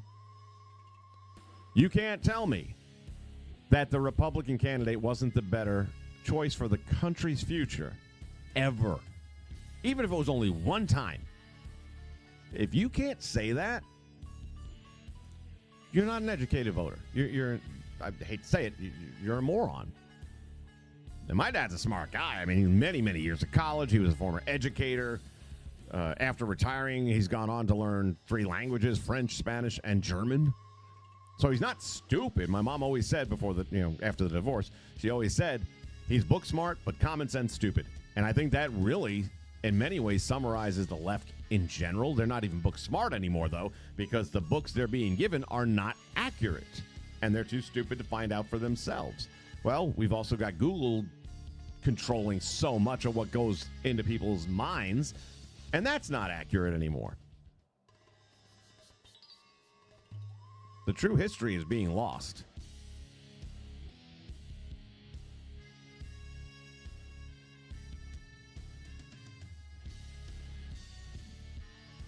But I can sit here and tell you straight up the number of things that Donald Trump does and has done in the last several months that not only do I not agree with, but I vehemently oppose. As much as I can't stand Rob Reiner, and the day I heard what happened, I didn't shed a tear. I didn't reflect. I was just like, reap what you sow. But I'm not going to go out there and post, I'm glad he's dead, or I hope it was slow. I'm not going to do any of that shit, because then I'd be a leftist. I just moved on with my life, and he's gone. That's it.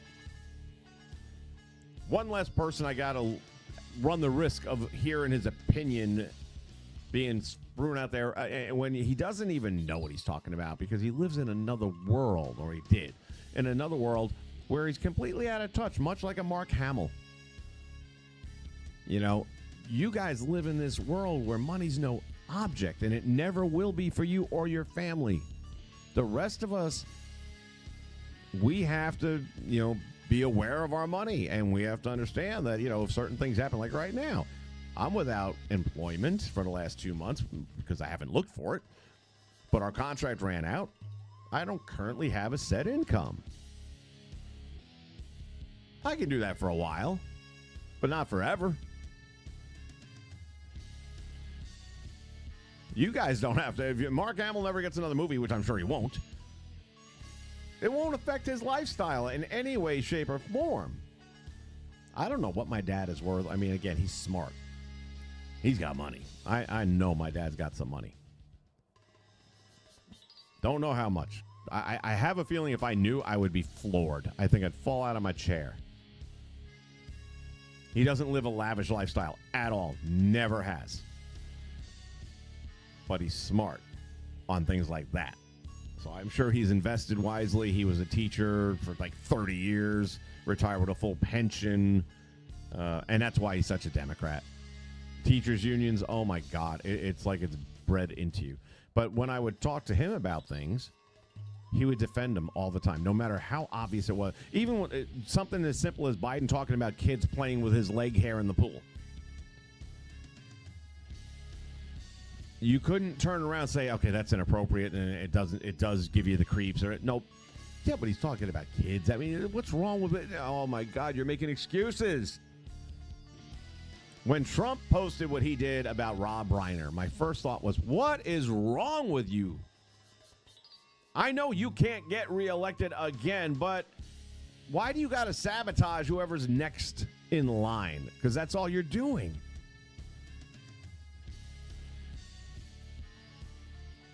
And it was not necessary. I get it. The guy has said horrible things for years, and I keep telling people to remember something. You didn't get shot in the ear, damn near lose your head. So if I were to have been in his shoes and I was shot at and it nicked me in the ear just because I happened to turn my head when I did, I'm looking at people like Rob Reiner, Kathy Griffin, everyone on CNN, everyone on The View, thinking you are responsible for this. The crap that you've been talking and filling people's heads up with is why this happened. So I get him wanting to take a victory lap in that moment. But then you got to say, I'm the president of the United States, and this is not going to unite anything. And he did it anyway, because I've said it for years. The only job I want is to be in control of the button. Not the big red button, the Trump Truth Social media button that has send on it. You can type whatever you want, pal, and then hand it to me so I can clear it all out. He would be tweeting once a week. Just do the friggin' job. Let the numbers speak for themselves. People don't care what's on the news. They don't care what you come out and say during a press conference. We have the best economy of all time. We do not. Your numbers may reflect something, but it's not something that the rest of us feel. Unemployment is not. Unemployment is not better. Not in the state of Florida. It's not. I can tell you that right now. Finding decent jobs, not great. Not a ton of opportunities. Do I think a year from now that could change? Absolutely. It's not there yet. Stop selling us, the whole emperor's clothes thing, and that's what it really comes down to at the end of the day. Didn't work for the last administration, won't work for this organization. Monstar, and I'm right there with you, and that's what I was telling my dad. I voted for Reagan. Still my favorite president of all time. I don't think we'll ever do better. I don't think we can do better anymore.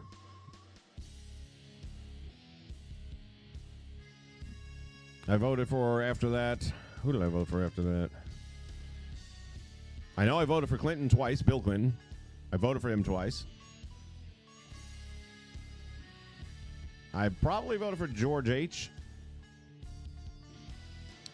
And I voted for John, was it Kerry that ran against W? Where did we have the recount? No, Al Gore, the recount. I had just moved to Florida in time for the recount debacle.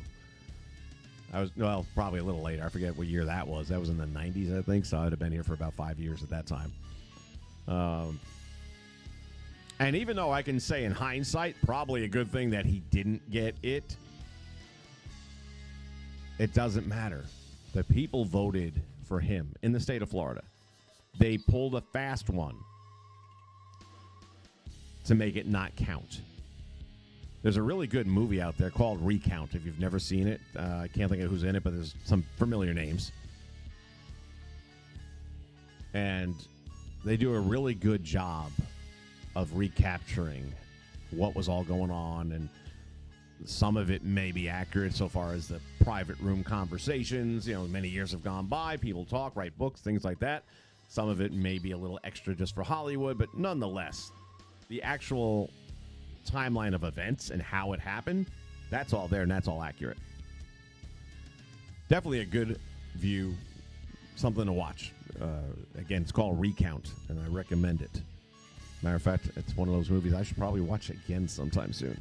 But I voted for Clinton twice. I voted for, and I'm trying to remember. I'm pretty sure I voted for W the second time only because we'd been attacked on 9/11, and he's the sitting president, and he was going there to blow people up. But that was before I'd gotten enough information to realize they didn't do shit. The same way we didn't land on the moon, terrorists did not take down the World Trade Center.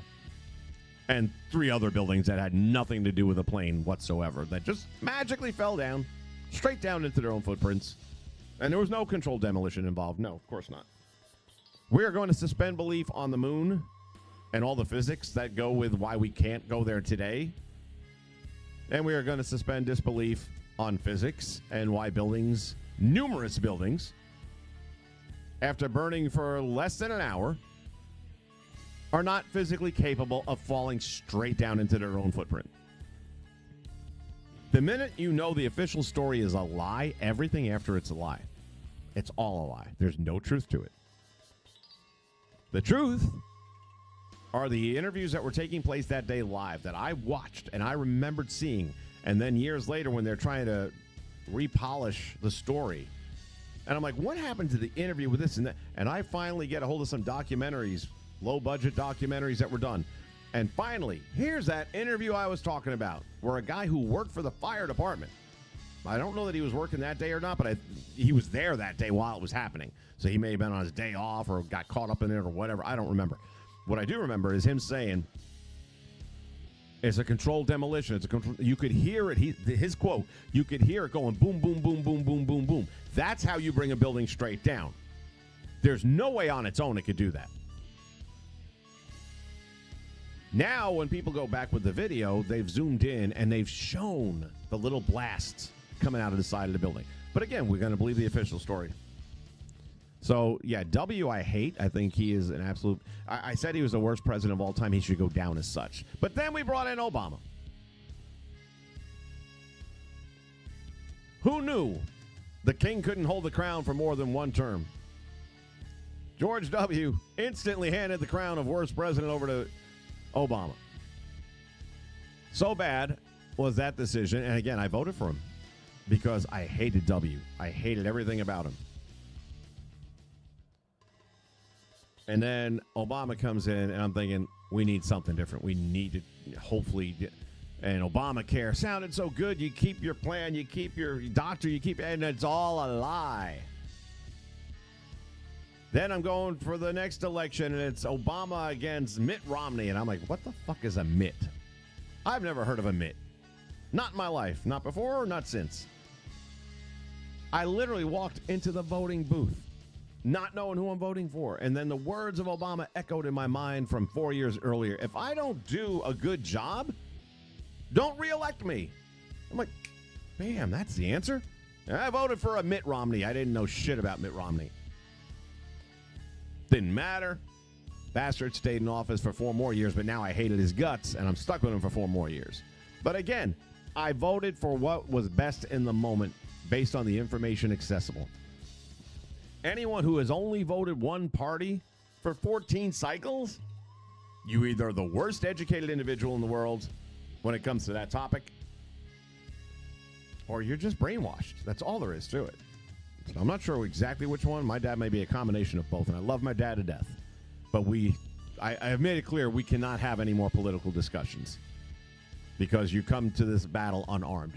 The fact that you have never voted for a single Republican, there's no point in discussing it with you.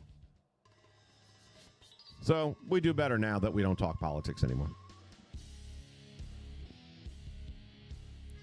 You know, Blaze, I kind of agree with the logic that you vote for the person, not the party. Problem is, there's no persons anymore. It's just everyone's a Manchurian candidate now. They're all Manchurians, every one of them. We're going to give them what the people think they want. This guy looks right, sounds good. And then they keep us so busy with all this infighting between the blue and the red, between the black and the white. You know, the race baiting nonstop, trying to pit us against each other so much that nobody looks, pay no attention to the man behind the curtain.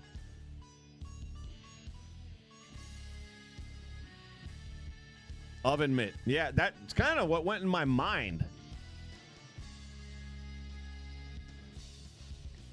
Monstar, man, don't get me started on the Pentagon. What? The most secure building in our country. And there's no video. The only video you have is from a friggin', what do you call those things? Kiosk. Entrance kiosk. 1 frame per 7 seconds of the grainiest shit you've ever seen in your life. That's the only video they had. Then there was a video from a service station right nearby that the FBI came in, swooped in, and took all that away. Okay, where is it? Don't know. Can't remember where we put it. Might have been in the Leering Center and then it just got robbed. I don't know. It's all gone. By the way, where did it hit in the Pentagon? Where all the documents were for the fraud that we were about to be investigated for. What a coincidence. And it was also an area that was heavily under construction, so there were very, very few people there. Damn. I bet that pilot didn't realize that, or he would have hit a different part of it. There's 0 damage to the grass. 0. There are no wing imprints in the building. It's a perfect hole. I can go on. I spent way too much time researching information, and it frustrates me to no end that anyone would believe the official story is true. It frustrates me more that we allow it to stand as it is and no one's gone to prison. The fact that our Air Force was out over the ocean conducting military games that day, that morning. Very unusual to have that many of them all engage in these games. And they're told, you may notice some things on your radar that's part of the exercise.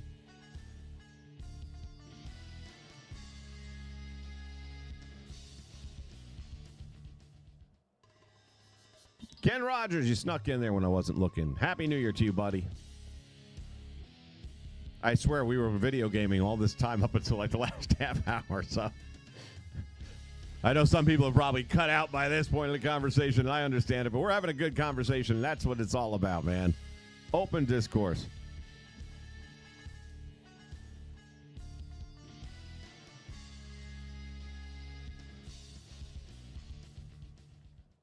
You know, Ken, 9/11, I was at work.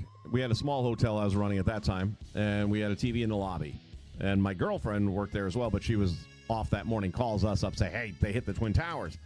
Planes hit the Twin Towers, and we're turning it on there, and, you know, first thought, like everybody, is what the fuck happened, right?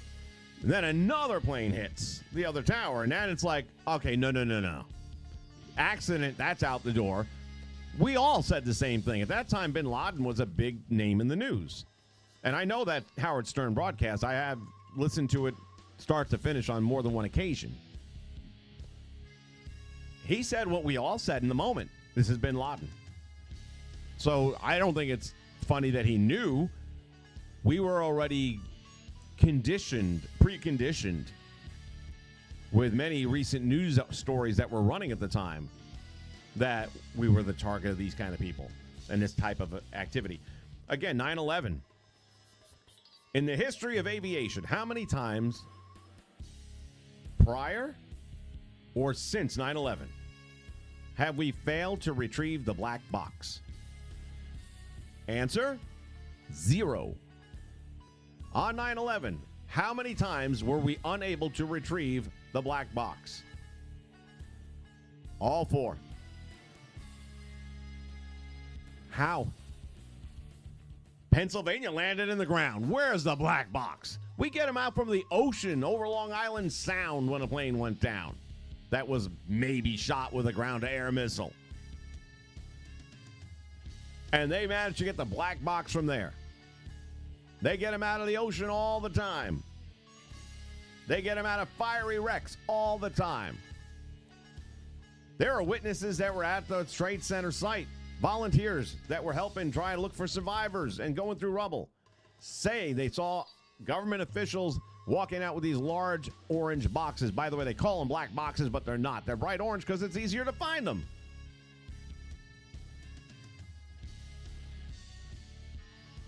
And again, Pennsylvania, that was the dirt. Pentagon was a small building in comparison. And you couldn't find one. And we allow that to stand. This is the part that drives me crazy. How in the world do we allow that to stand?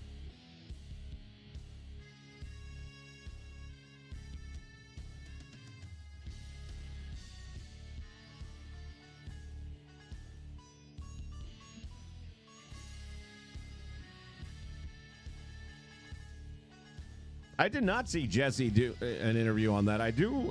This was back when he had a nation where he's walking around the memorial and he's like, and by the way, and then they take away the mat. And all you see is that he's doing it in front of a green screen because they wouldn't even allow him to go there.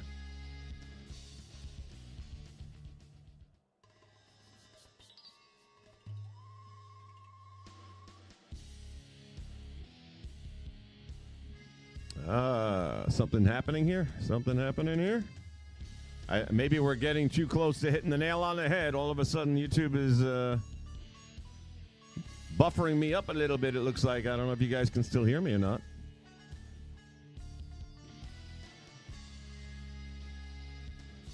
YouTube is not receiving enough video to maintain smooth streaming. I'm sure it's a coincidence.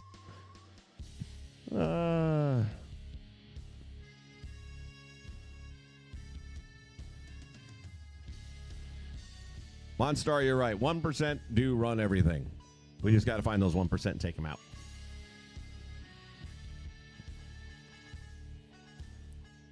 Man, I want to watch that. You can't even find those conspiracy theory shows. I haven't been able to find them. You would think they'd be on YouTube somewhere.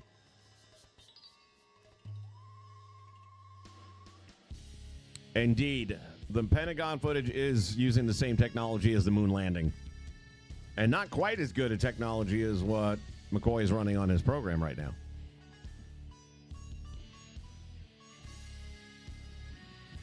Yeah, the video was taken, confiscated by the FBI, and then misplaced, I think was the term they used. Because, of course, you would, right?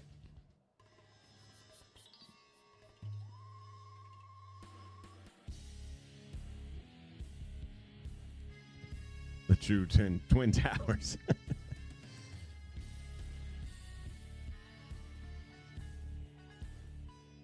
It's true. Yeah, it's right. Alien talk led to the moon talk, and here we are now taking down the towers and being lied to by our government nonstop. Somewhere in there, we also introduced Nick Shirley.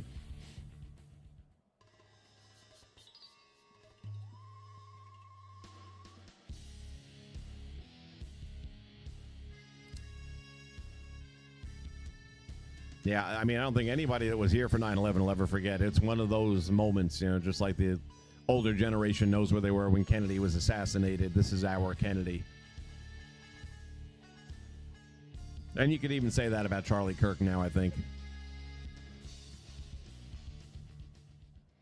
Yeah, I'm pretty sure I've seen every one of the Jesse conspiracy theories, which is why I'm stopping myself saying, well, then I would have seen this, and there's no way I wouldn't have. When this stream is done, I'm going to do my best to see if I can't locate that episode somewhere on the web. It's got to be there somewhere.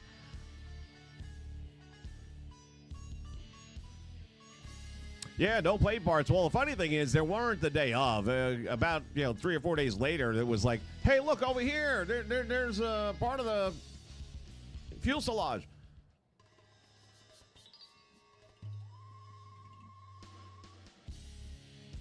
And for the little bits of shit that they found, you can't make an entire bus just disappear. It's not possible. It's never, ever happened, ever.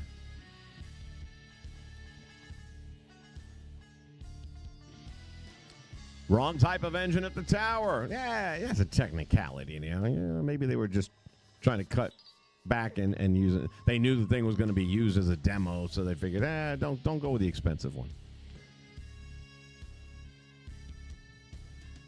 Dude, I was getting ready to say that a minute ago and I got sidetracked.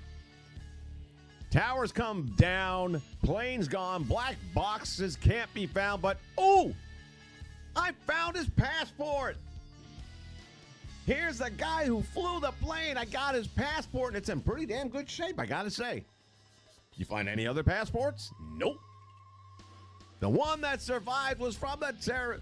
You gotta be a special kind of fucking stupid to believe anything this government tells you. Any government. They're all in on it. Trump was right about one thing. They're after you. I'm in the way. Well, you're not in the way anymore because they got you. You're now part of it. But they're after us. That still stands. Now they're going to be after Nick. And people like Angela Rose and people like just said her name a minute ago. Can't think of it at the moment. It'll come back to me. Old age setting in. I don't even have CTE. Caitlin Bennett. There it is. Caitlin Bennett. They're going to be going after these people. I don't want to even put this out in the ether. And I say a prayer every day for these three people. But Nick is the one I'm most worried about. He's the one that I really think, dude, you just got to really watch yourself. Not even when you're doing what you're doing. When you're in your own backyard. When you're going shopping. When you're in a restaurant. Apparently, if you go jogging in the right city. Oops. It was an apparent mugging. What did they take? Nothing.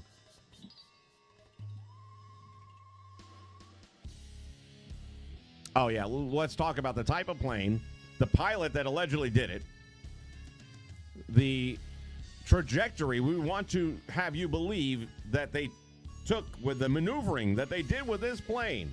We're not talking about a MiG or an F-14 or anything like that. No. We're talking about a commercial friggin' plane. I watched a video about a month ago on YouTube. True story. I forget what state it was out of, where a guy working the ground team decided he was just going to go and hijack the plane. He wasn't going to he took the plane. There was nobody on it. And I guess he was part of the cleanup team, so he had access to it. And through video games and simulators, he taught himself enough to fucking fly it. He took off from the damn airport. I don't know how many years ago this went back, this story. Maybe it could be even a decade ago. But I just saw it about a month ago. And he's flying the damn thing, I think, for over an hour. And he's doing some shit with this plane. Ends up crashing it into an island that was not really inhabited, so other than him and the plane, no casualties. But, I mean, he was coming down right off the water, kind of like, shit you'd see in Top Gun. So, there's some element, he did an inverted. He's talking to the air traffic control the whole time. Because he was planning on dying, so it didn't matter. I mean, he was just going to see what he could get away with. And he says, I wonder if I could do a complete barrel roll with this thing. And he just literally did the whole backward. And it's like there's cameras capturing a lot of this. We had military planes up in the air at that point trying to see, where's a good time? What can we do? Of course, they want to try and get him to land the plane. But they were ready if they had to shoot him down. And the video of what this guy did, oh, my God. But to believe that these guys, knowing their level of education, no. And even then, some of the most trained pilots, to your point, has said there is absolutely no way that those maneuvers could have been made in that plane by anyone with any level of experience, but especially not these idiots. And yet people want to believe the official story. Well, they put it in a book. The 9/11.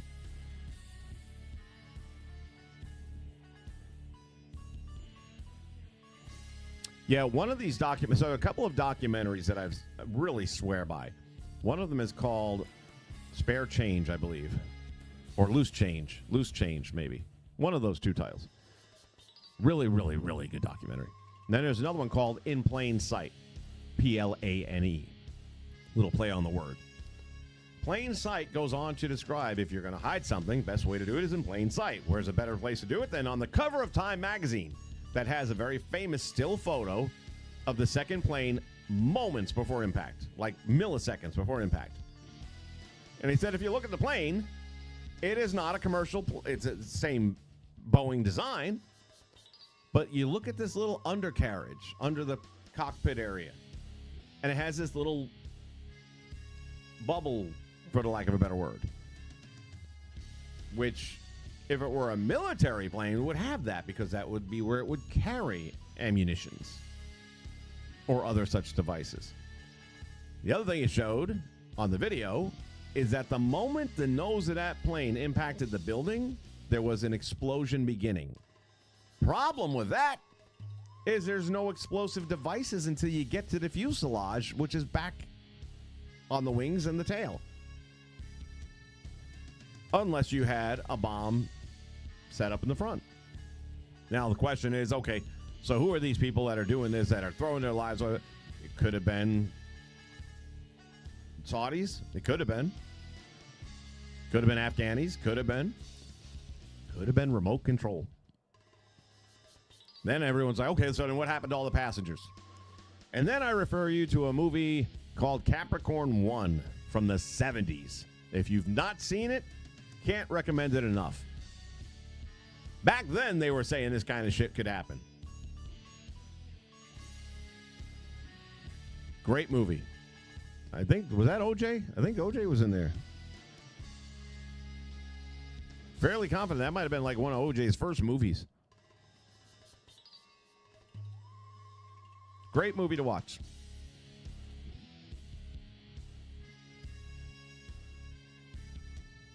Monstar saw that guy. I can't remember what state it was or any of that stuff. I just remember it was crazy. Kenny, yes, I did unlock the AJ Styles. Let's talk a little bit about games, shall we? I did unlock AJ Styles, and what a bitch.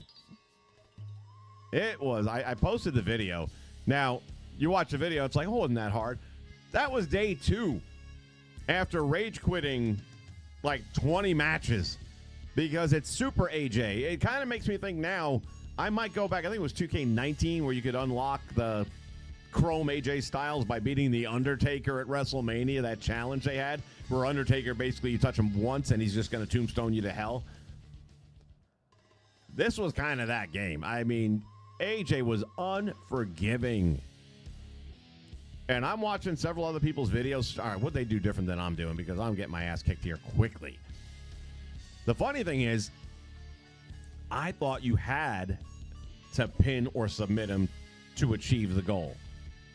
Had I known a countout would have done the job, I could have done it in 3 matches. Because my third match, I had him outside the ring. I had my 90 points accumulated. I was good to go. But then I'm like, oh, damn, the count's up to 7. I got to get him back in the ring. Well, I pick him up to throw him back in the ring, and he returns the favor, sends me in the ring. He comes in, Styles clash, and 1, 2, 3, it's over. Then I find out, because I'm asking myself, hey, I wonder. Then I'm looking and it's like, you stupid ass. And I'm like, okay, third match, I could do it again. And, dude, getting the 90 points was a bitch. What a pain in the balls, because you know he's going to hit you with finisher after finisher, and that's why I kept telling people, stay outside the ring. I even went up the ramp a little ways so that he's going to get his finishers out. He's going to throw me back towards the ring, but it won't be enough to get me in the ring. Then he's going to go in the ring. Then I can dodge in and dodge out.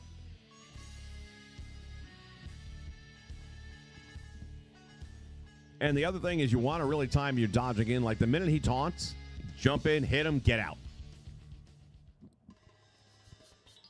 But I really needed to unlock him because I like mine better. The one I created, I liked it better because I took the attire, which is pretty much almost the same, that Status put up there. And Status also, so I downloaded Statuses. I took the attire and put it on my created AJ that I made. And I got the Tron and the music as well from Status. So I didn't really need to unlock it. But then I started needing these slots that I'm, using for like Piper Niven. Apparently, if you haven't heard, now we're jumping into another program, Piper Niven might be done. The neck injury apparently is really serious, and they're saying there's a good chance she's not coming back. So that was one of the created alt attires that I had, and I'm burning up a cost slot for that as well to have her in the Secret Service outfit, which I love that whole gimmick. And you know what?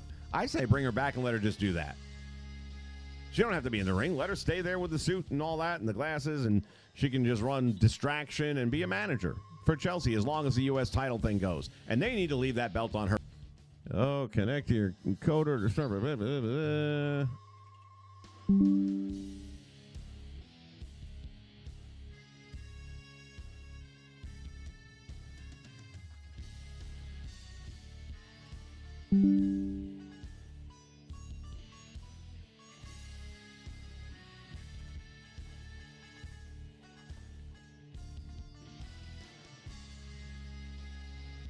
Yeah, I'm telling you, it could be a coincidence, but I'm not so sure about that.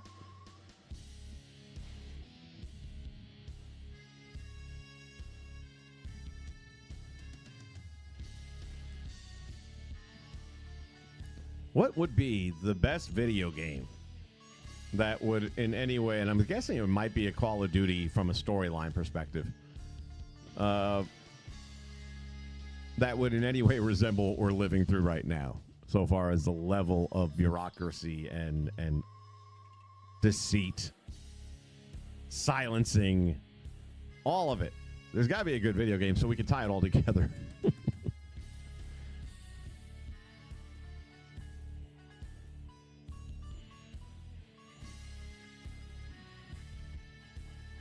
I hadn't heard about trucks and fuses. I heard about renovations being done, and that certain high-burning agents could have been mixed with the paint that was being used on the walls.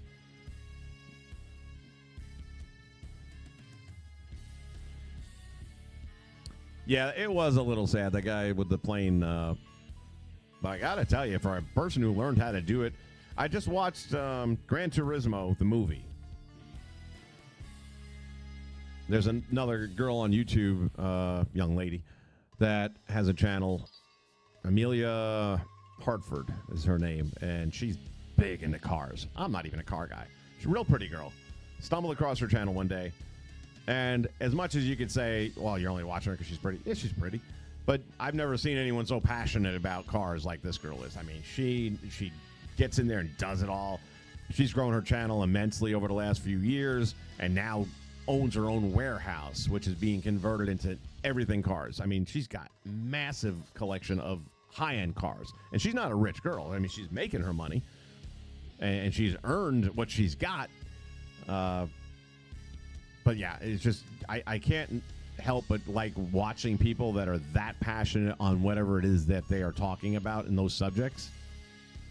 So even though I don't personally care about the cars so much, the fact that she does, and she just has fun with these cars. I mean, 200 mile an hour kind of fun. And she doesn't do it on the back roads where she's going to kill somebody's grandmother, okay? She's in a controlled environment. Not sure why I brought that up. Something I read here. I'm sure it'll come back to me.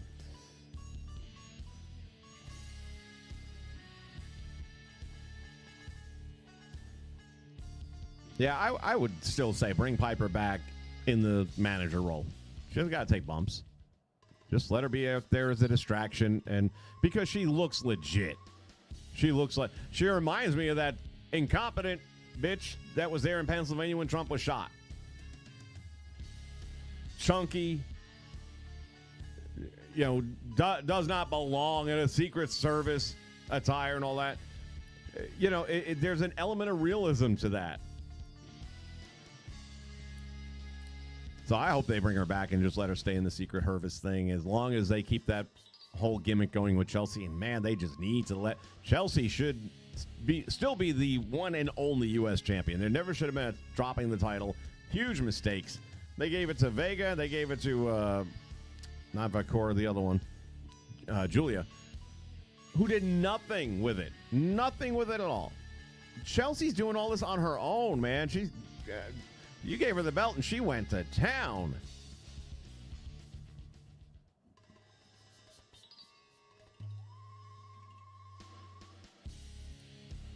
Hey, man, we can joke about southern snowstorms. We had 35 degrees last night. Fucking real, man. I forgot what this shit feels like. But this is my day. This is my time right here. I love this weather. You will not hear me complain. Even if the heat gave out, thankfully it didn't. But if it did, I got jackets, I got gloves, I'll bundle up. Try doing that in August. You can strip down naked and you're going to sweat like a pig. So we got legit weather last night. As a matter of fact, I should have gone and looked at the car. I bet I would have had ice on the windows. About 5 years ago, we had a Christmas that was pretty legit. Very northern, upstate New Yorkish, without the snow, of course. But the cold was there. And there even was some precipitation. We had maybe a half inch. Call it snow because it's Florida. It was more of a slushy, but it was snowish. Where you were able to make a snowman that was about, 6 inches tall. And people were posting this shit everywhere.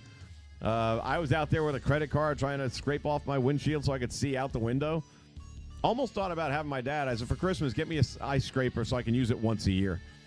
Even if I'm not going anywhere, I'll go out and scrape the windows off just so I could do it. Old time's sake.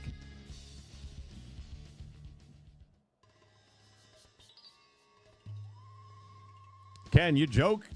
It's true. I mean, we all know that when it comes to the fine folks at YouTube, they got algorithms, and there's certain words you can't use because even though we're speaking right now, it'll pick up on that word and it'll demonetize. I'm not monetized, which gives me a little more freedom, which is why all of a sudden, oops, your signal's dropping.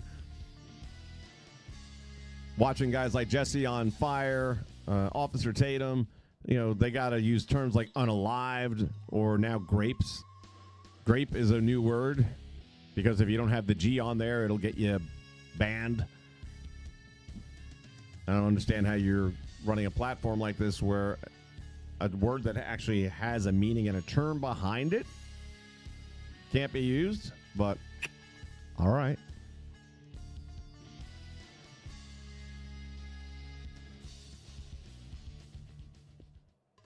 I played, I don't know if it was the first Doom or not. It was one of the Dooms recently, not that long, in the last calendar year. And got all the way down to what I think I don't know if it was the boss. I think there's still more after it, not much more. And there was this one challenge. And, I was talking about how this AJ thing was a pain in the balls. Fuck it. I just gave up. I'm done. It's not fun anymore. Especially when you're playing it on the easiest setting. Because with me, I like to just go through the game. I want to experience it. I want to see if there's a good story.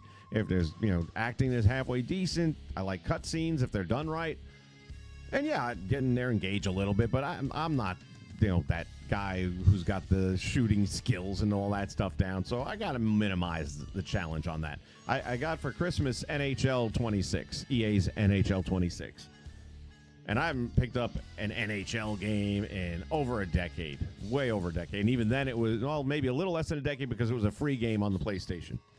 Oh, that reminds me. This is a gaming show. Hold that thought a minute.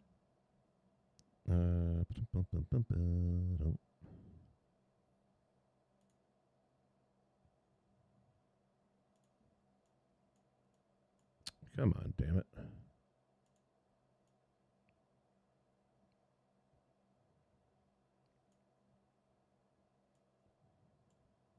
We've got some free games coming up here on Tuesday, the 6th of January. Do this. Oh, in fact, a massive thing you should know about PS Plus Essential. As of this month, Sony have stated they will no longer guarantee PS4 games. Yeah, so PS4 games will no longer be guaranteed as part of the monthly releases. So you might want to keep that in mind for those of you on the console. Let's talk about the 3 games we're getting to the games this month. Game 1 is Epic Mickey, and yes, it's on both PS4 and PS5. This is the rebrushed version from 2024 that attempts to update Mickey, making him less cute and cuddly and more of an action hero. So, I mean, on the face, it seems a little goofy or whatever, but I like Disney Infinity a lot. I thought it was a great game. It let you do so many things. So... And the fact that they're going to make him more of a superhero, it's free. I'll give it a shot. Doesn't hurt. What's next? Pitch under 8 out of 10. Pitch under 8 out of 10. Game 2 is Need for Speed Unbound on the PS5. This is the 25th Need for Speed game, and it released in 2022 with this hybrid real-world and cel-shaded style. Set in the fictional city of Lakeshore, we are free to drive around the open world, starting street races as we go, using our winnings to customize and upgrade our rides as we... So, I'm not a big car guy. It's free. I'll give it a quick shot. Look at it. I don't think I'll get into it very much. And looking at some of the graphics of it and stuff, I like the art style. They kind of bounce around, it looks like a little bit. But also looking at it makes me feel a lot like Cyberpunk, kind of. And I got to finish Cyberpunk up because I ended up getting the Liberty edition, that extra side mission and stuff. I just... been trying to finish up the Star Wars Outlaws, which I'm loving that game. I just get sidetracked with I've been doing a lot of the WWE 2K25 stuff for you guys. Is a good game, and it's yours from January 6th. Game 3 is Core Keeper again. All right, these games have nothing for me. I couldn't possibly... 5. A survival sandbox game with this retro art style. We play as an explorer who accidentally touches an artifact that transports them into an unknown world, which is... Yeah, that stuff just doesn't do anything for me. Never has. It never will.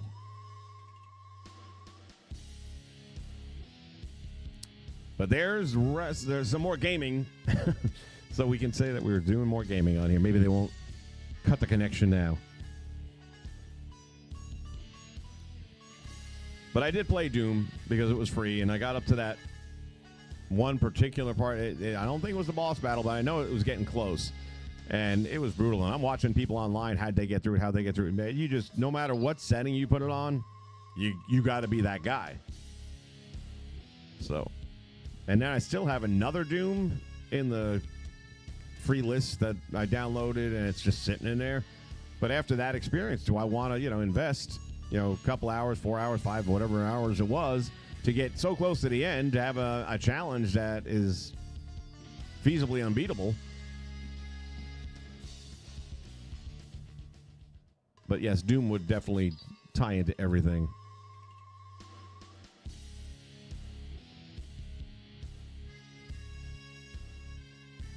Chelsea should hold all the titles. Yeah, this way she could be our version of Mercedes. And the fact that it's a comedic thing would be even better because now it's like we're making fun of her. I love this idea. Do it.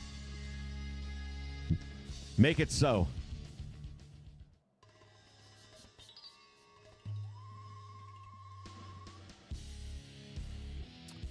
I don't see PS4 ever being obsolete. I mean, here I am playing a PS2. I think there's going to be people that love their PS4s that have a whole library of games that they can always go back to. And I think where we're heading in video games is going to turn a lot of people off a number of ways and a number of reasons. Number one being cost. This PlayStation 6 as of right now is unaffordable. Unaffordable.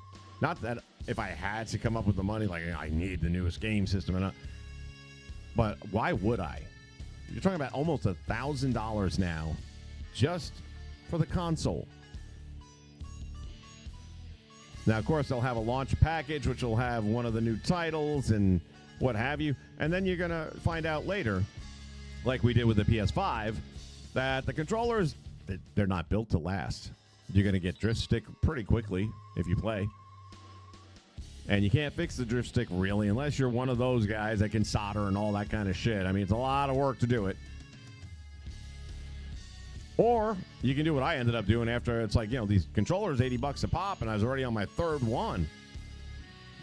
Or it would have been on my third one if I would have bought it. And I'm looking around at options, and they have a Pro controller, DualSense, I forgot what the hell the name is of it. It's like a $200 controller, though. But it has replaceable thumbsticks. And they're only like $15 a piece. Fun fact, I have put hours and hours and hours on this controller and never had a drift stick issue, including up to this moment. Which makes me think, and they have the technology out there, and I used to know what this was called, that if you're a PC gamer, you have this ability, and it doesn't work the same way. It's got these like magnetic gyros or something like that going on in there. And they can never break. They can never wear out. They can never drift. But there's no money in that. You won't be back to buy more. Kind of like cancer. You know we can cure that shit by now, but then you won't be buying all our drugs. And we're back to politics. See how easy it is? If you're cynical, it all comes back. But to your question, Blaze, I don't think 2K26 is going to be on the PS4. And I don't think it's going to matter. Here's the thing. If you're not on the PS4 anymore, then you should have a better product. You should have a better game system. Everything about it. It should just be better. We should have more. They should crawl to the ropes to get out of painful maneuvers, to get rope breaks. These little things. You should have an unlimited roster or a roster as big as your memory. These are the things that you should, and you're not going to get it. Why? Because 2K does not give a fuck what you want. If they listened to consumer feedback, we wouldn't have this game.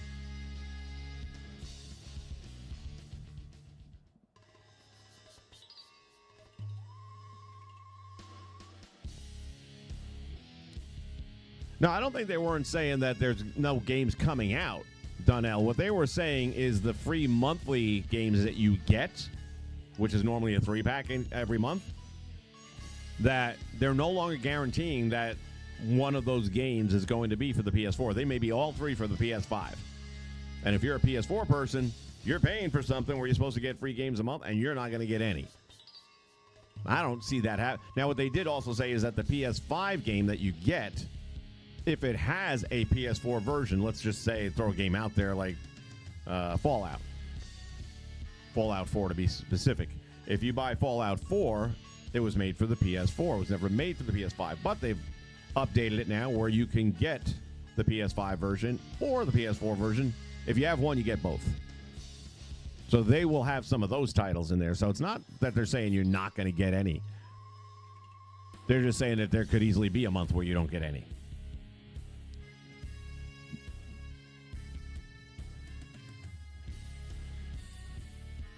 We're talking games, political games, government games. Oh, yeah, video games. Yeah, you got to get that in there somewhere, too, right?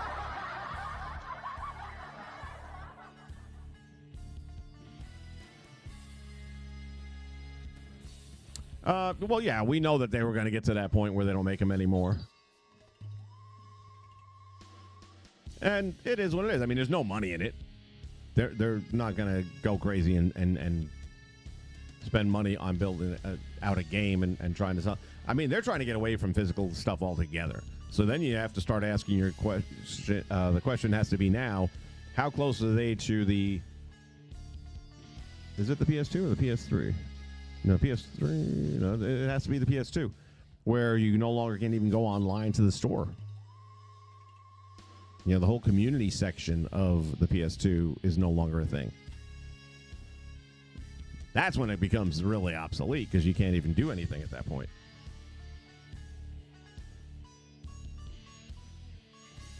PS6 is going to give us the technology to finally go back to the moon, the man says. Well, you've been there and back. Took a lot of balls to post that video the other day, dude. I tell you what. For those of you who don't know, Mr. McCoy went and disguised himself as an alien, had an alien mask on and a hoodie, and he's like rummaging through the forest, something like that, acting as if he were the alien. And the whole time I was sitting there going, damn, if ICE sees that, they're going to pick your ass up, deport you. They won't even give you time to take the mask off.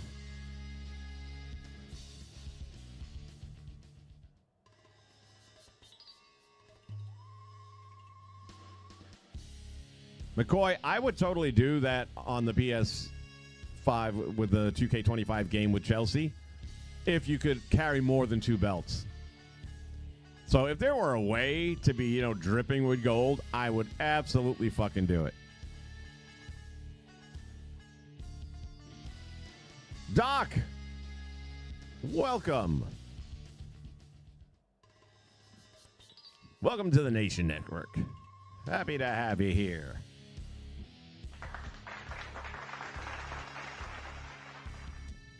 Don't we have a better one than that? Let's go this way.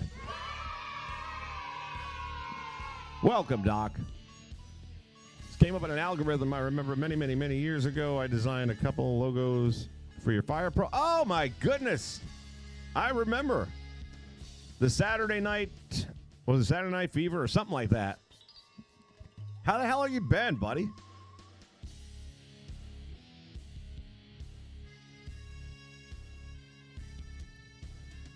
Hockey graphic. I was an Islander fan. Yes, you did a really cool...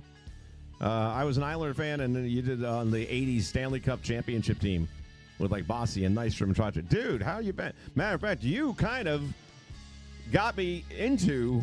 Because then when, you know, we kind of lost touch with each other, and my channels back then have been, you know...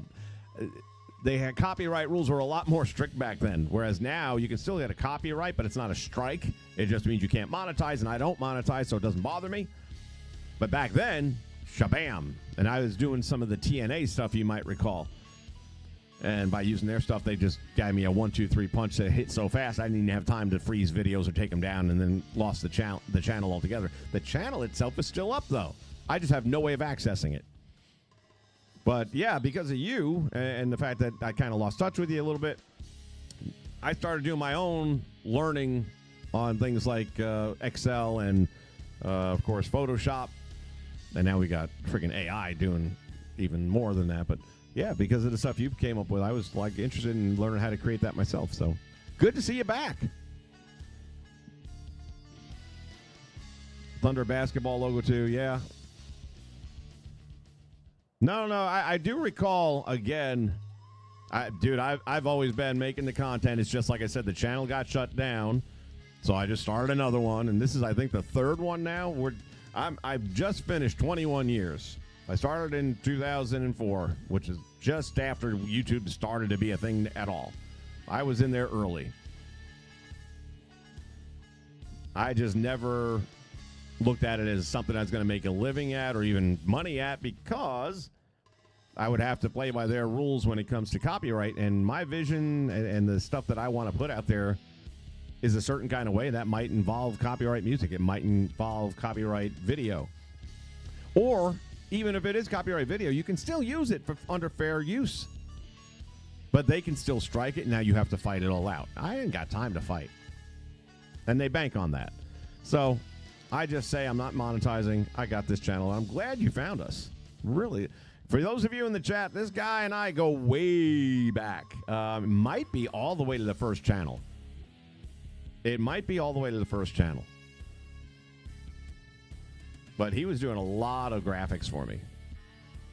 And he was good at it, too. I mean, really good. I wish I knew what happened to that Islander one. It's many computers ago, and when hard drives crash and you don't back things up.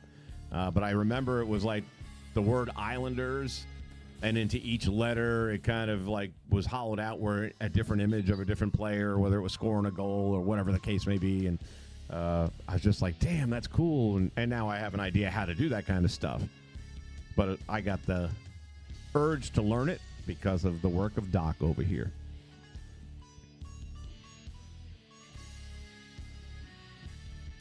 Fallout is amazing. And here's the good news. Back to video games. That's what we're here for. It started really with The Last of Us. And they couldn't help themselves. They had to shoot themselves in the foot. But The Last of Us, with one episode in particular being The Outside, The Last of Us was a really good interpretation from a video game where you made a show that a lot of people that never played the game loved the show, loved the characters, loved it. They couldn't have cast that show worse if they had to. You had better people available. Not just from acting ability, because Bella Ramsey could not act, cannot act. She's horrible. And she's ugly. Let's just call a spade a spade. She's an ugly kid. She's not a kid, she's a lady. Well, I think she is anyway. I don't want to misdiagnose her. In the game, Ellie's cute. She's a pretty girl. She likes girls. That's fine. She can still be gay. You don't got to give up the rainbow flag. But can you keep her looking cute? What's wrong with it? Why you got to bring in this elephant-looking thing? Who can't act? I mean, at least if she could act really well. Bella Ramsey sucks. So that didn't help them any.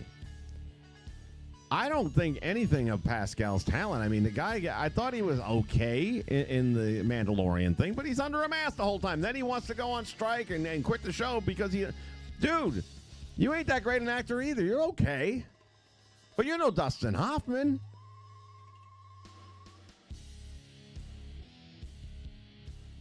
So the casting-wise, they could have done much better. And had they stayed truer to the story and truer to the fan base, which fast forward to the Last of Us 2 video game. Initial pre-orders did well, very well. God knows I got the box set. I mean, whatever the biggest version of it that you could get, I got it. All based on the first game and how great it was. And then right before the game launches, you've already done the pre-order. You start to find out, oh, you got fucked. Because guess what they did to you guys? And then, of course, Neil Druckmann and the rest of the team are like crying because someone's spoiling the game, and it's not that way. You got to play the game to understand, blah, blah, blah, blah, blah. Halfway through the game, you're forced to play as a character you don't want to play as. And then you're doing stuff to our main characters that we fell in love with that you shouldn't be doing. And you alienated the entire base. And for all the people that said, I'm not going to get launched, I'm going to wait and see it out, they didn't buy it. There were copies 2 years ago, Christmas time. And that's when the game was new. 2 or 3 years ago now, I forget. Stocked up. They couldn't sell them. They couldn't give them away. Matter of fact, the first Last of Us, to this day, I don't care if you're on Steam, I don't care if you're on console, to this day, there'll be rare sales, but for the most part, it's still a pretty expensive game, like in the $30 range.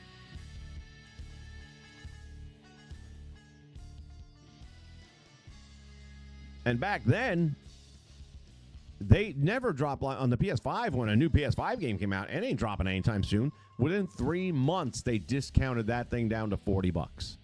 40 or 49. Within 3 months, they couldn't give them away. Word got out. So here's HBO running season 1, which critically generally got good. Well, critics, of course, they love it because they're all in the can for that shit. But even a lot of the viewers said not a bad show, and they did a good job of transitioning. Fallout did it and did it right. First off, Fallout doesn't really follow the game story, from Fallout 4, for example. It doesn't follow a storyline of any kind. It's its own standalone, but in that world. They do an amazing job of capturing that world. I mean, the details, the Red Rocket gas stations, bringing them to life, the power armor, making it look so cool and so realistic. The cast, the storyline, everything about it, and it looks like it is in the game, and you've done it. And your casting, Lucy's adorable. I think she is. She's adorable. She's funny. She's witty, just like Ellie was supposed to be. Bella Ramsey never captured that. She never got the witty, sarcastic, snarky thing down right. But then she also never played the game. And they told her, don't play the game. We want you to... Don't play the game. You basically just said fuck you to all the people that bought the game who are supposed to be here for your show. There was a time where Druckmann came out and said, you guys are hitting us really hard on 2 things. You want us to do a movie, and you want us to do a sequel. Which one do you want more? Because they couldn't do it all. Well, then all of a sudden HBO comes in, and now it's not a movie, it's a series, and HBO's got HBO money, and they were willing to take it on, and they did. And season 1, all things considered, went rather well. Could have been much better with better casting. Would have been over the top with better casting. They start getting ready to start shooting season 2, and the backlash already begins. People are saying, are you recasting the show? Because if not, we're done. Nobody wanted to have Bella Ramsey on the second season. Well, you can't kick her off the program because then we'll get canceled by the cancel culture folks. And that's our bread and butter. So they quietly just let it disappear that they're not even filming season 2, which is good because for those people that don't play the game and don't know, they would have gone through all of that the rest of us did, that feeling of betrayal, and you would have lost them halfway into the season, if that far. Maybe by episode 2, they'd have tuned out and said, we're done with you. That all said, Fallout 4 world in the Fallout Season 1, amazing. Well done. Casting well done. Storytelling well done. Special effects well done. Everything about it is great. They touch on just enough of this, enough of that, bring certain things to life that kind of cool to see how it looks in a real life type scenario. Now we go to Season 2, which is based on the game from Vegas. Hold on.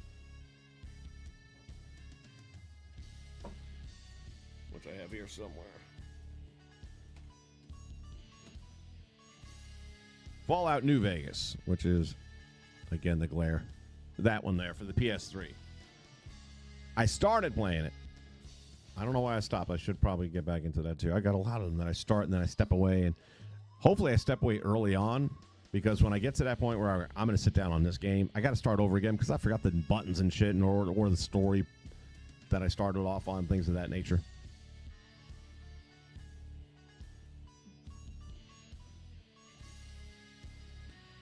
But anyway, New Vegas is what they're dealing with in Season 2, and apparently there are a lot of more, not necessarily story-oriented, because the story started as an original in Season 1 and it's carrying over. But characters from the New Vegas video game are in the series. So I'm going in pretty blind on that. I won't know. Like when I play the game eventually, that'll be me comparing the show to the game versus the game to the show. Or did I get that backwards? Whichever way, you understand.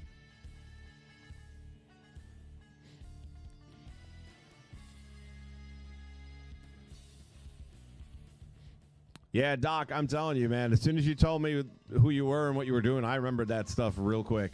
And I appreciate you doing it. You didn't have to do that. You were very cool about it, very quick getting it out, too.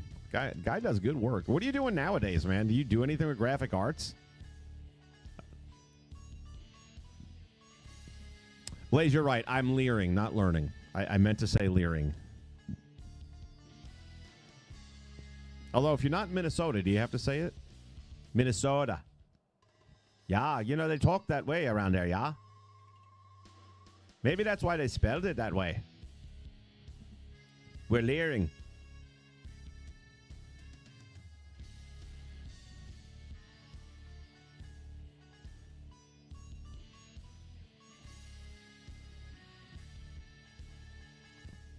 Dude, I'm glad to hear you're getting into editing, man. I'm still loving that. I'm loving that shit. We got our show on tonight at 10:47 p.m. That'll take you right up to the midnight hour. And I've got videos that lead into the matches. And that's kind of what I've been doing in the last month or two. And I'm really loving that a lot. Putting dream matches together between past eras, present eras, things like that. And cutting different video segments from like a Roddy Piper and mincing it in with MJF going head to head as if, you know, they were going to have a match with each other, but you take the Piper putt and it's good stuff. I'm enjoying it.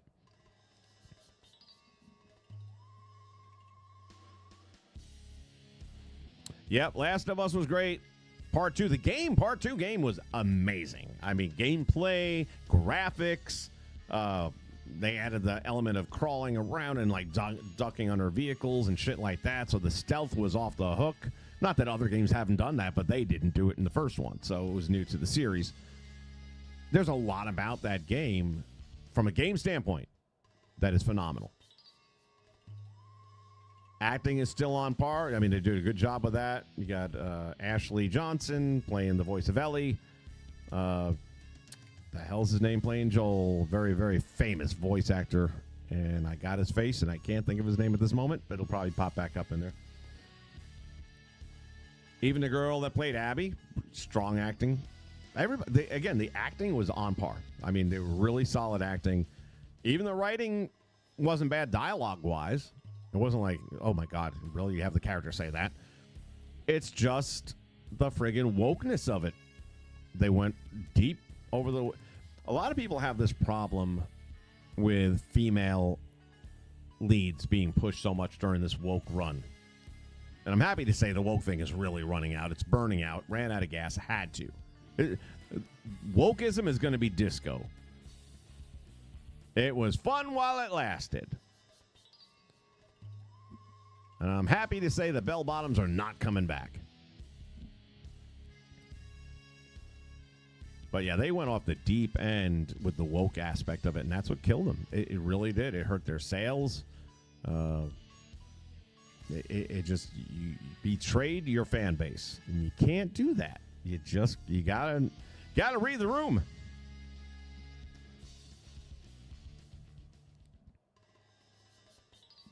Stranger Things, I watched the first season, and then I got rid of Netflix. And I thought, well, you know what? Maybe I'll get the DVD sets each season when they come out, which is what I did with The Last of Us. I don't have HBO or anything, so I waited for the disc to drop, and I got that and I watched it. And again, I thought, for the most part, it was a solid interpretation of the video game. Not just for me, the gamer, but for people like I could have my mother watch that or my uncle watch that who are not gamers in any way, and I know they'll enjoy the story. Another one they did not too long ago, they did the movie with Mark Wahlberg for Uncharted. Wasn't very good. Now, again, from a gamer standpoint, you kind of rushed multiple games into one. And I don't think they're doing a sequel. Maybe they are. I hadn't heard that they're doing a sequel. I heard they were going to. I didn't love that movie at all. I really didn't. I didn't think it was terrible. But you had a lot to work with. If you can make good Indiana Jones movies, and granted the last couple they really haven't, but they did a good 3 before I started getting wonky. Well, I can't say this too loud because Blaze is probably still in the room, but when they started doing space people in the Indiana Jones thing and Martians and all that kind of crazy shit. I thought they jumped the shark a little bit there. McCoy, you're perfectly fine. This is not about you.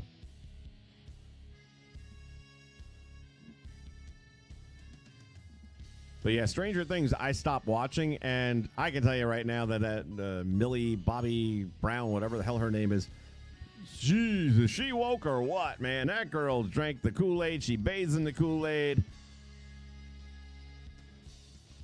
She's in there, man. She's like Ariana Grande levels. So yeah, I have no desire to even watch it. I thought season 1 didn't need to have a season 2. I thought you could have wrapped it up there, but then they had that last scene where you knew they're not done. And I just felt like, I don't know that you can drag this thing out, not to the point where I'd keep watching it. But to hear that they're full-on woke now, well, of course they are. They're on Netflix.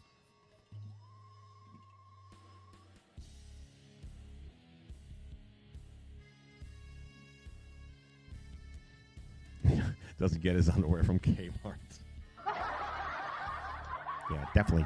I'm an excellent driver. Yeah, definitely an excellent driver. Slow in the driveway. Definitely on Wednesday. Definitely Wednesday.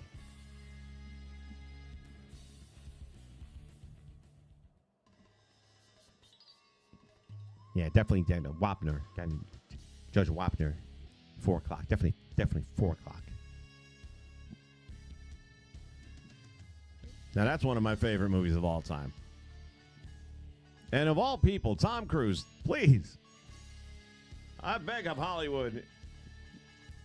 I leave him alone.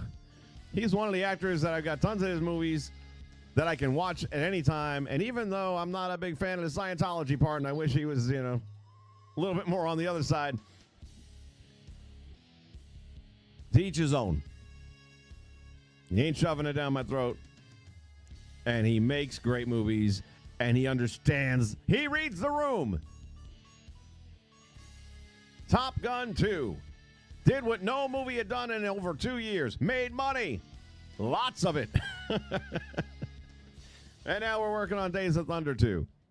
And like I said, when it comes to, it takes a lot to get me into a movie theater. It really does at this point. The experience is just very expensive, not all that fulfilling. And I actually kind of want to go see the Neil Diamond thing that Hugh Jackman's got going on.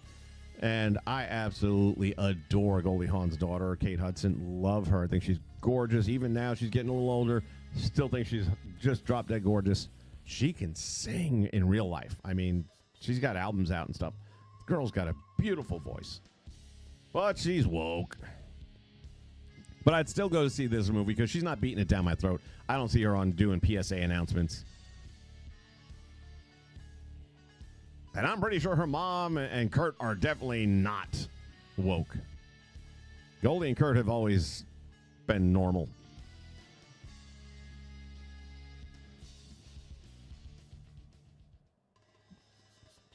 Teacher in Ontario, Canada, and I also do social media for my club rugby team. Wow, look at you.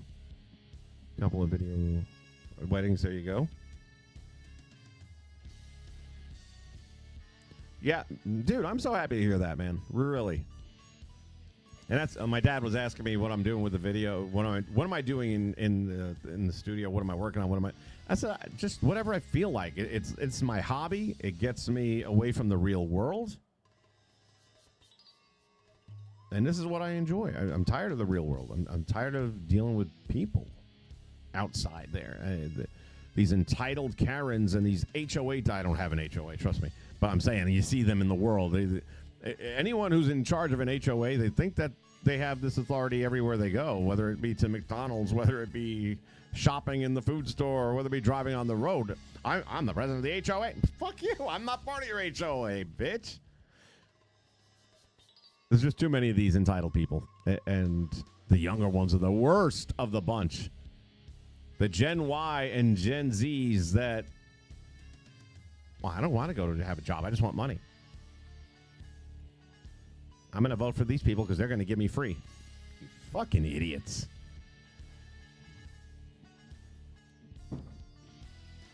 But hearing that you're out there in Ontario teaching, cool. What are you teaching? Out of curiosity.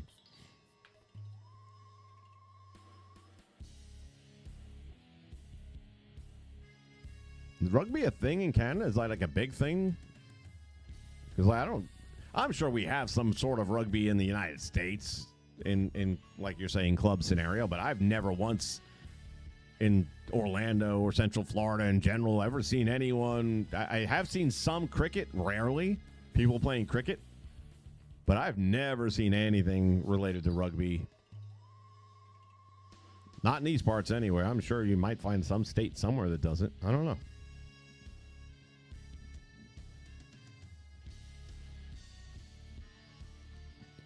Dude, like I said, I watched season 1. I was good. I haven't seen season 2, 3, 4. What is this, 5 now? I understand. I have no desire. I don't. If it was free, if I had like a free pass, if they gave me a free 1-year subscription, I wouldn't watch that. I couldn't care less. I already know I don't want to waste any. You know, funny thing about us getting older, and I know I'm not the only one. The funny thing is you start to value time differently, knowing, hey, I got less of it. You know, you get to a certain point in time where, you know, they say over the hill. There's a reality to that. You know, when I bought my motorcycle, I was like 45 years old, right? My uncle says, what are you having, a midlife crisis? As well, if you think I'm going to live to be 90, I don't think I'm going to see 90.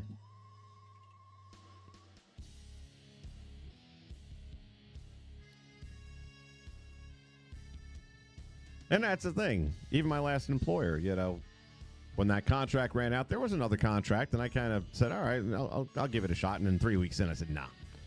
I said, I'm good. And I told them, I says, listen, for me to keep this contract, you guys are making me work like 65 hours a week on a salary. So when you do the math, I can make more money cleaning dishes somewhere. And you're telling us it's mandatory Thanksgiving, mandatory Christmas, but there's no events happening.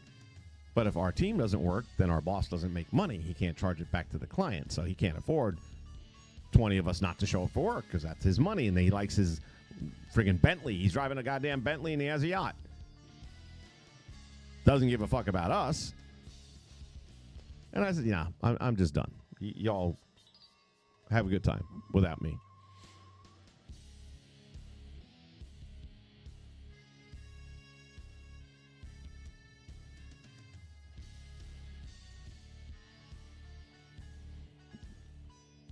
So rugby is more popular in Canada now that the women's team won the silver medal. Now, in Canada, is it the women's team or is it the men who identify as women on the women's team? Because I know Canada, man, they came up with some crazy-ass fucking laws over there that you can't even say that a he is a he, even though he says if he says that he's a she, you have to call him a she or you go to jail. Fuck off. I thought you guys were never going to get past Trudeau. I don't know about this new guy, but I could not believe. As the only reason they haven't shot that guy is because they can't bring guns. Justin Trudeau was an absolute scumbag. Elementary is cool. You know why elementary schools? I was a sub teacher here many years ago when I was still coaching. And the reason if I had a sub, I would only take K5 through maybe 3rd grade, 4th grade max. Because those years, they still look at you as an authority figure. Once you get to that middle school, I don't know how it is in Canada. I'm just telling you around these parts. Once you get to that middle school, fuck you, old man. You ain't going to tell me what to do. What you going to do? Hit me? Come on, try. And where I come from, you said that to your teacher, you going to get hit. And it was all right because you didn't dare go home and say anything about it because now your parents want to know why the teacher hit you. They're going to find out, and they're going to kick your ass twice as bad. Better just take that one ass whooping. Can't do that shit anymore. We used to know how to raise kids.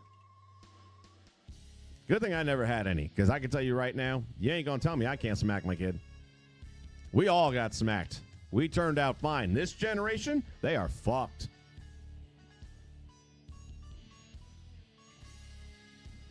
Oh, yeah, I identify as a billionaire, too. Me, too. Whatever you want, you can identify it. I think it was Piers Morgan one time on a show where he had a panel of guests, and this whole identity politics was coming in, and the fact that one person on the panel was saying that, you know, if this guy says he's a female, we have to respect that. We have to and give up a female's role. And not for anything. Let's talk about the WNBA for just a moment. I know we're really going deep into this. There's a video game now. NBA 2K has a WNBA on it, so it ties into video games. Actually, it will tie in. You're not going to tell me Brittany Griner's not a dude. Okay? Brittany Griner is a fucking dude, and everyone wants to pretend she's really a girl. There's no she. Guarantee you. You don't have an Adam's apple like that as a she. You don't have a voice like that as a she. Okay? You don't have shoulders like that. I'm telling you, I would bet everything that Brittany Griner got a dick, or at least had one. Probably has. Recent video, Brittany was being interviewed by some WNBA courtside reporter in a one-on-one on-court interview. And 6'9", by the way, I believe. You can fact check me on that. That's what I remember. That, or maybe it was 6'7", whatever it was. Tall girl. Could not dunk. Tried dunking the ball, failed 3 times miserably, and I'm like, and that's why you're playing in the women's league. The only place you could play. Men would have got you out of there, and so fast your head be spinning still.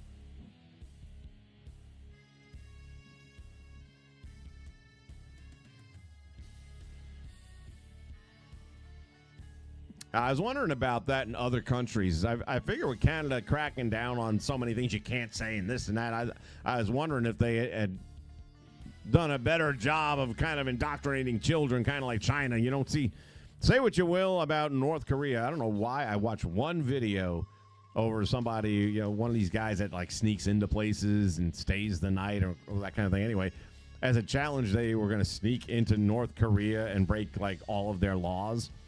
Didn't really sneak into North Korea. They got to the DMZ zone. So they went to South Korea and then got to the DMZ zone, which is kind of, it's a gray area. But they did break all these laws. And the laws were like you can't eat hot dogs. So they're eating a hot dog in the DMZ, knowing that the North Korean military are watching them with binoculars and stuff from a distance. That kind of thing. Anyway, the North Korean kids... Another video, so another video starts popping up after that. And this was somebody who was in North Korea as an athlete and filmed as much as they were allowed to film. But you didn't see anyone's underwear. There was no trash on the streets. I'm in no way suggesting that we need to go this route. But I'm saying there is something to be said for it. In that strict discipline works. We just don't have any. The difference is discipline is not indoctrination. They're indoctrinating people. What I'm saying discipline here is rules are rules. That means right now most of Congress should be in prison. It's not going to happen. The minute you don't have rules for everybody that are equally enforced, you don't have a real society. And you entitle all these people to just turn around and act out the way they do. But the fact that 7th and 8th is where the kids kind of draw the line with you guys, same here. So I'm always, this is why I like, I'll tell people I saw this on YouTube. I saw that on YouTube. Well, you don't know. When I have these kind of conversations like now, this is where I get my information from. I want to know the people who are there, who are living. I've never been to Canada. I wanted to go to Canada. That all went away in the last decade. Now I'll never go there. I won't leave this state, really, because you just don't know what to trust anymore. I wanted to go to Australia. That was a bucket list item. That's gone, man. COVID took that away. The way they locked their people up in their houses and tented their houses, they have no weapons. They can't fight back. They are absolute. Oh, it was horrible. And now seeing England and what's going on there, I would have loved to go to England and see Big Ben and the history of it all. But now, no, not a chance in the world. And I don't know that they could ever, I don't think they will ever fix any of that to make it appealing again.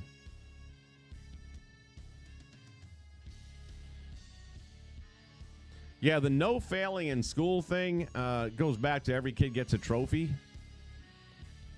And when we look at today's kids and how stupid they are, I'm not talking about just you can't add. Oh, my God. The hell's the name of the show? Another YouTube. I spend 90% of my time on YouTube. I don't watch regular TV hardly at all anymore. Drawing a blank on the show. It's a talk show. It's got a couple of right-wing guys that host it, and they're almost always surrounded on a table with maybe up to 6 guests, 7 sometimes. A lot of times tend to be females. Seem to have a lot of OnlyFans employees there. I'm not going to say models because that would be like saying I'm a wrestler because I play a game, you know.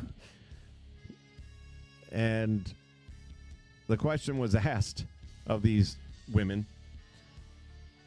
If you had, what was the question? I think it was like, what is 64 plus 36? And they're standing there. We're sitting there. Can I have a paper? Can I get a pen and paper? And the guy's like 34 and 66. I in my head, I can't do that. I'm not one of them. They couldn't come up with an answer. And I'm sitting here going, oh my God. Forget the fact that they don't know shit about history. They don't know nothing about world history. They don't even know current events other than what they're getting from CNN, which we all know that's shit.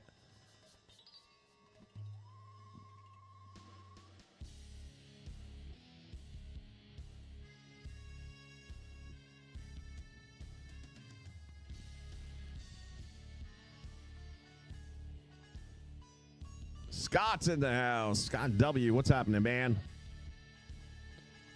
Telling the parents about teacher disciplining you just meant double trouble. Oh, dude. You see, back in the old days, back when I was a youngster, we had social media. It was called parents. I could be 6 blocks over and I do something fucking up. And somebody over there would pick up a phone and call someone on the next block who would call someone on the next block who knew my mom. And by the time I walk into my house 5 blocks away, 4 hours later, there's a wooden spoon meeting my ass. What the hell did I do? How'd you know about that? So we was well versed and we were watched without cameras being on every street corner. We policed our own, and we took care of shit, and we hit kids. Yes, we did. And we went out and grew up to be adults, and we got jobs, and we went back and helped build society, and our generation after generation did better than the one before until I would say Gen X was it. Yeah, the baby boomers, Gen X, and that's about it. After the, Y and Z are gone. There's a handful of really talented human beings. I just don't think there's enough to carry it. When you can't add 2 numbers like that together and come up with an answer. And granted, you could say they picked the low end of the spectrum over here when you're taking OnlyFans models. But that's the mentality that group has. And that's why the ugly women are so upset. Their blue hair and their nose rings, and I thank you, God, for that, because it saves so much time when somebody's walking around with a nose ring that I'm not even going to talk to you. There is nothing intelligent going to come out of your mouth. Blue hair, thank you for the warning. Might as well put a little red strobe light as well, but the blue hair is good enough.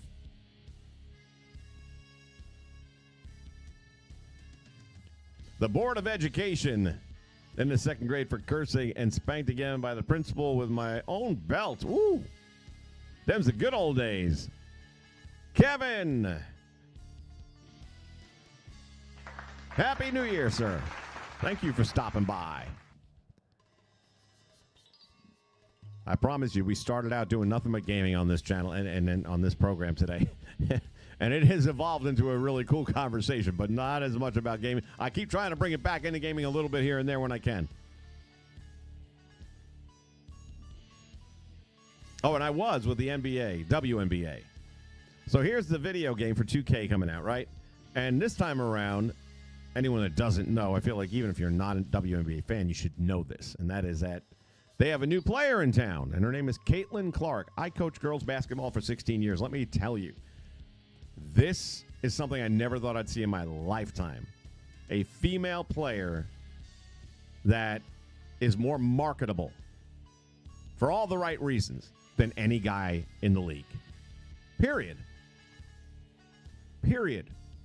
You have a female selling out merch as fast as they can make it. Selling out. You're on a waiting list. You have a female with a shoe contract bigger than most of the guys. Most. Matter of fact, the only guy that I think she's not as good or better than when it comes to contract status on a shoe brand is Michael Jordan. I'm pretty sure she's got LeBron, at least she's in the conversation. Caitlin Clark. This girl is amazing. And what does the league do? Because she's white, they ostracize her. They beat her physically into the ground. They cost her half a season. She was selling out arenas. Selling out. WNBA never, ever sold out. Trust me, we used to have a WNBA team back in the day. I went to several games. I enjoyed it. It was a cheap ticket. Good basketball. It was fun. Some of the girls were kind of cute. It was family friendly. Now, I will admit, a lot of the people that were in that arena happen to be women that like the women. That's fine, too. I don't care. Nobody was, like, shoving rainbow flags in our faces. It was fun basketball. The team left, went to Connecticut. Oh, well, that happens. I still watched it a little bit here and there until they started losing contracts where you couldn't find them on TV hardly at all because nobody's watching the shit.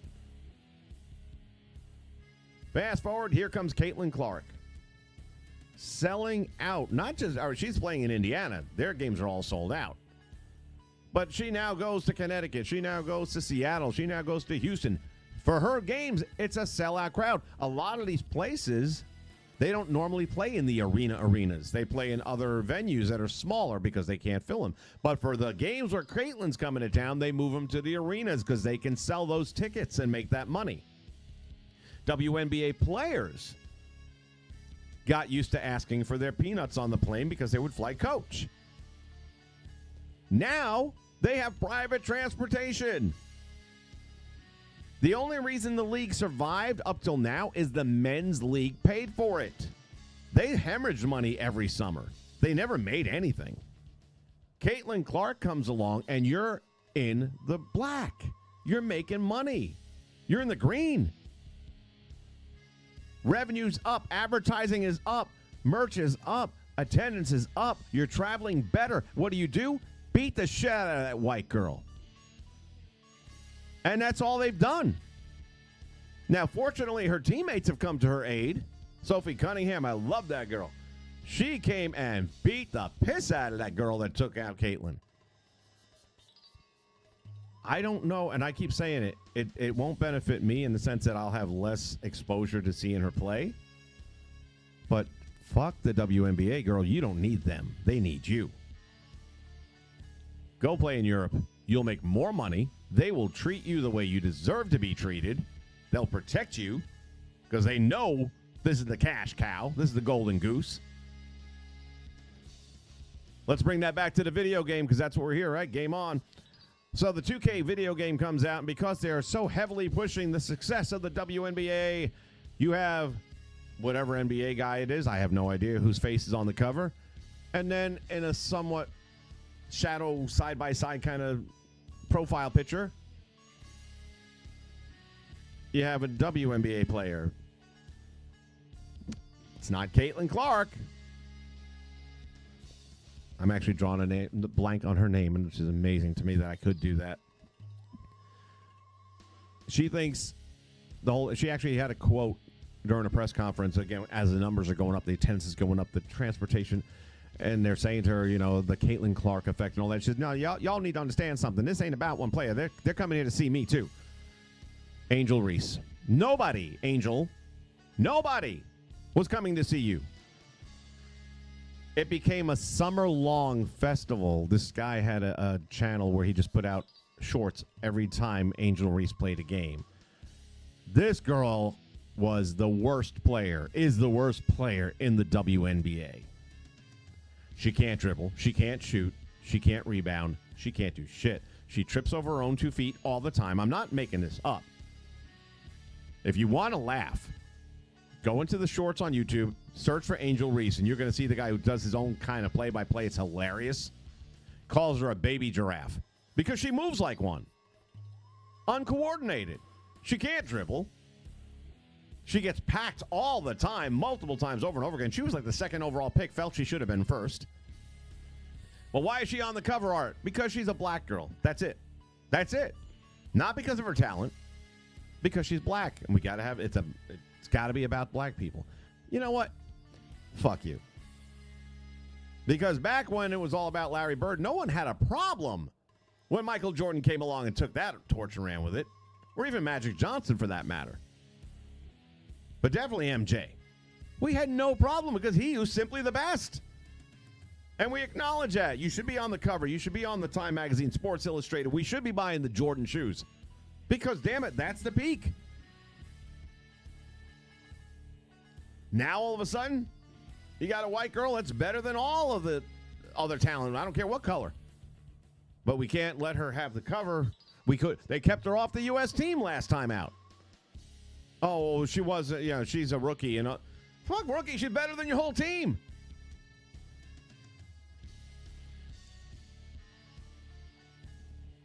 So it's even infiltrating the video games. There's the point.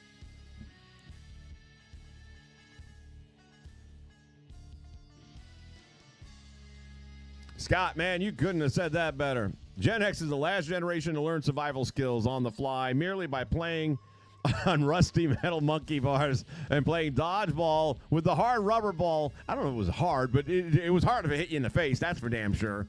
That twanged when they smashed you in the face.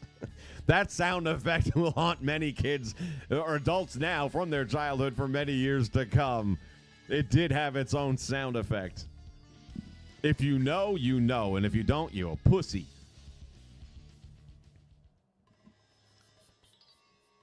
Angel Reese is a joke. That's right. McCoy, I know you do the NBA following and stuff like that, so I know you're aware of all this shit. Have you seen this guy's videos I was talking about, the shorts?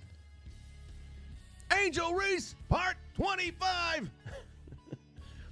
They kept on trying to push her as being so great because she has all these double doubles and triple doubles, and she's got double doubles on her own rebounds because she keeps missing and getting her own rebound and putting it up and missing and getting another. She's getting 4 rebounds in one position and getting no points out of it.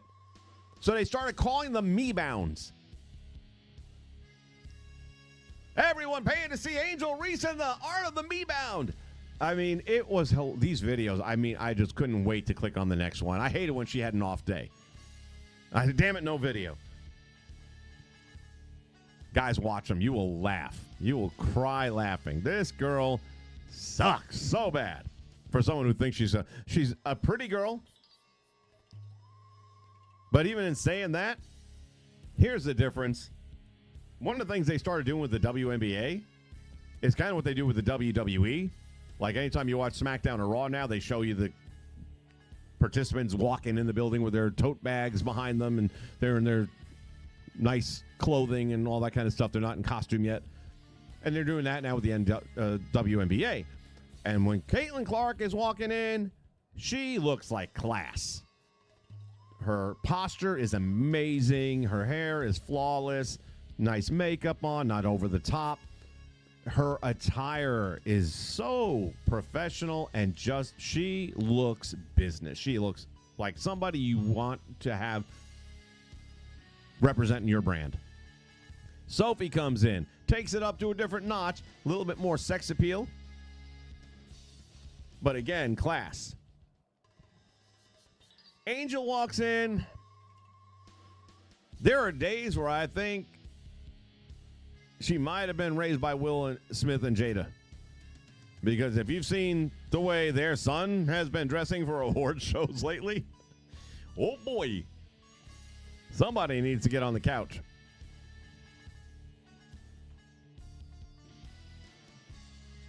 Miracle, Happy New Year to you.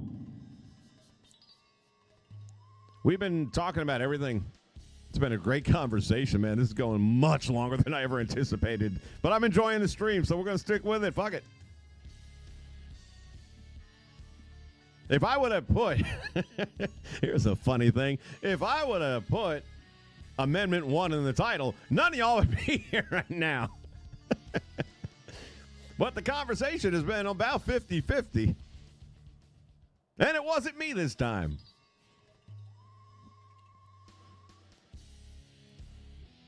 Yeah, Angel Reese is absolute trash. That's the best word. Yeah. Angel Reese! Bang!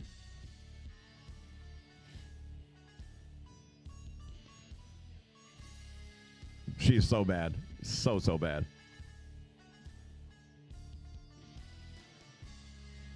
Fred Sanford, Angel Reese. I got some names for you. You want him?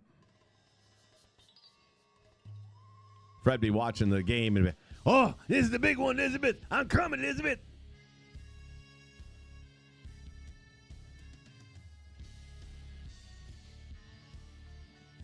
either that or Dad Foreman from the 70s show.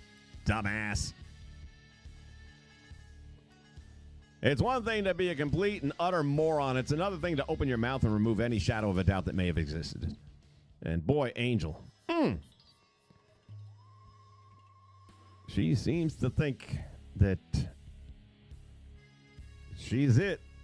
And she should be recognized by us. So we should all understand that she's great. Why don't you all know that she's great? Do yourselves a favor. If you've never seen any of those videos, search them up. You will laugh. Even if you only watch a couple of them, they're shorts. They're all going to be less than a minute. Which is about the same attention span that I think she had for learning the game based on her dribbling, shooting, and rebounding skills. I'm not even sure who ties her shoes. I don't think she does it herself. I can see her tying them together. Or maybe they let her tie her shoes and then they come around with some scissors and snip them right before the start of the game, which is your mistake. Don't do that. Just keep her on the bench. Let her be somewhat pretty and leave it at that. The baby giraffe thing, that's the most accurate description I think you could possibly come up with for her. All right. 3 hours and 20 minutes. Holy shit. It's been a minute since I've done one of those. A long minute. It's been fun. It's been a great conversation to wrap up the year. Again, if you guys are up, I think I will be. I got a real late start today. My plan is to be here, but if I'm not, it's just because I conked out. But I'm planning on being here tonight, 10:47 p.m. Eastern Standard Time, and we have got Legends Mania 5, a double down. It will literally take us right up to the new year. I'm thinking I'm half tempted to do a day one tomorrow, simply because I think that was a huge mistake to give up day one pay-per-view or PLE. I thought it was a great show. I thought it was a great opportunity to say, okay, here's where we're going next. And I thought they threw that away by getting rid of it. I always thought day one was a good show to have the day after. But then looking at some of the Usos' driving history, maybe that's not really the greatest idea. I don't know. Just saying. Happy New Year to everyone out there. I look forward to seeing you guys in 2026. Hopefully later tonight we can call it in together. Until then, find time every day to say those two magic words that I look forward to every day, which is game on. But the night's so wild, you're sitting here like a reckless child. I keep buzzing electric fire, chasing scores higher.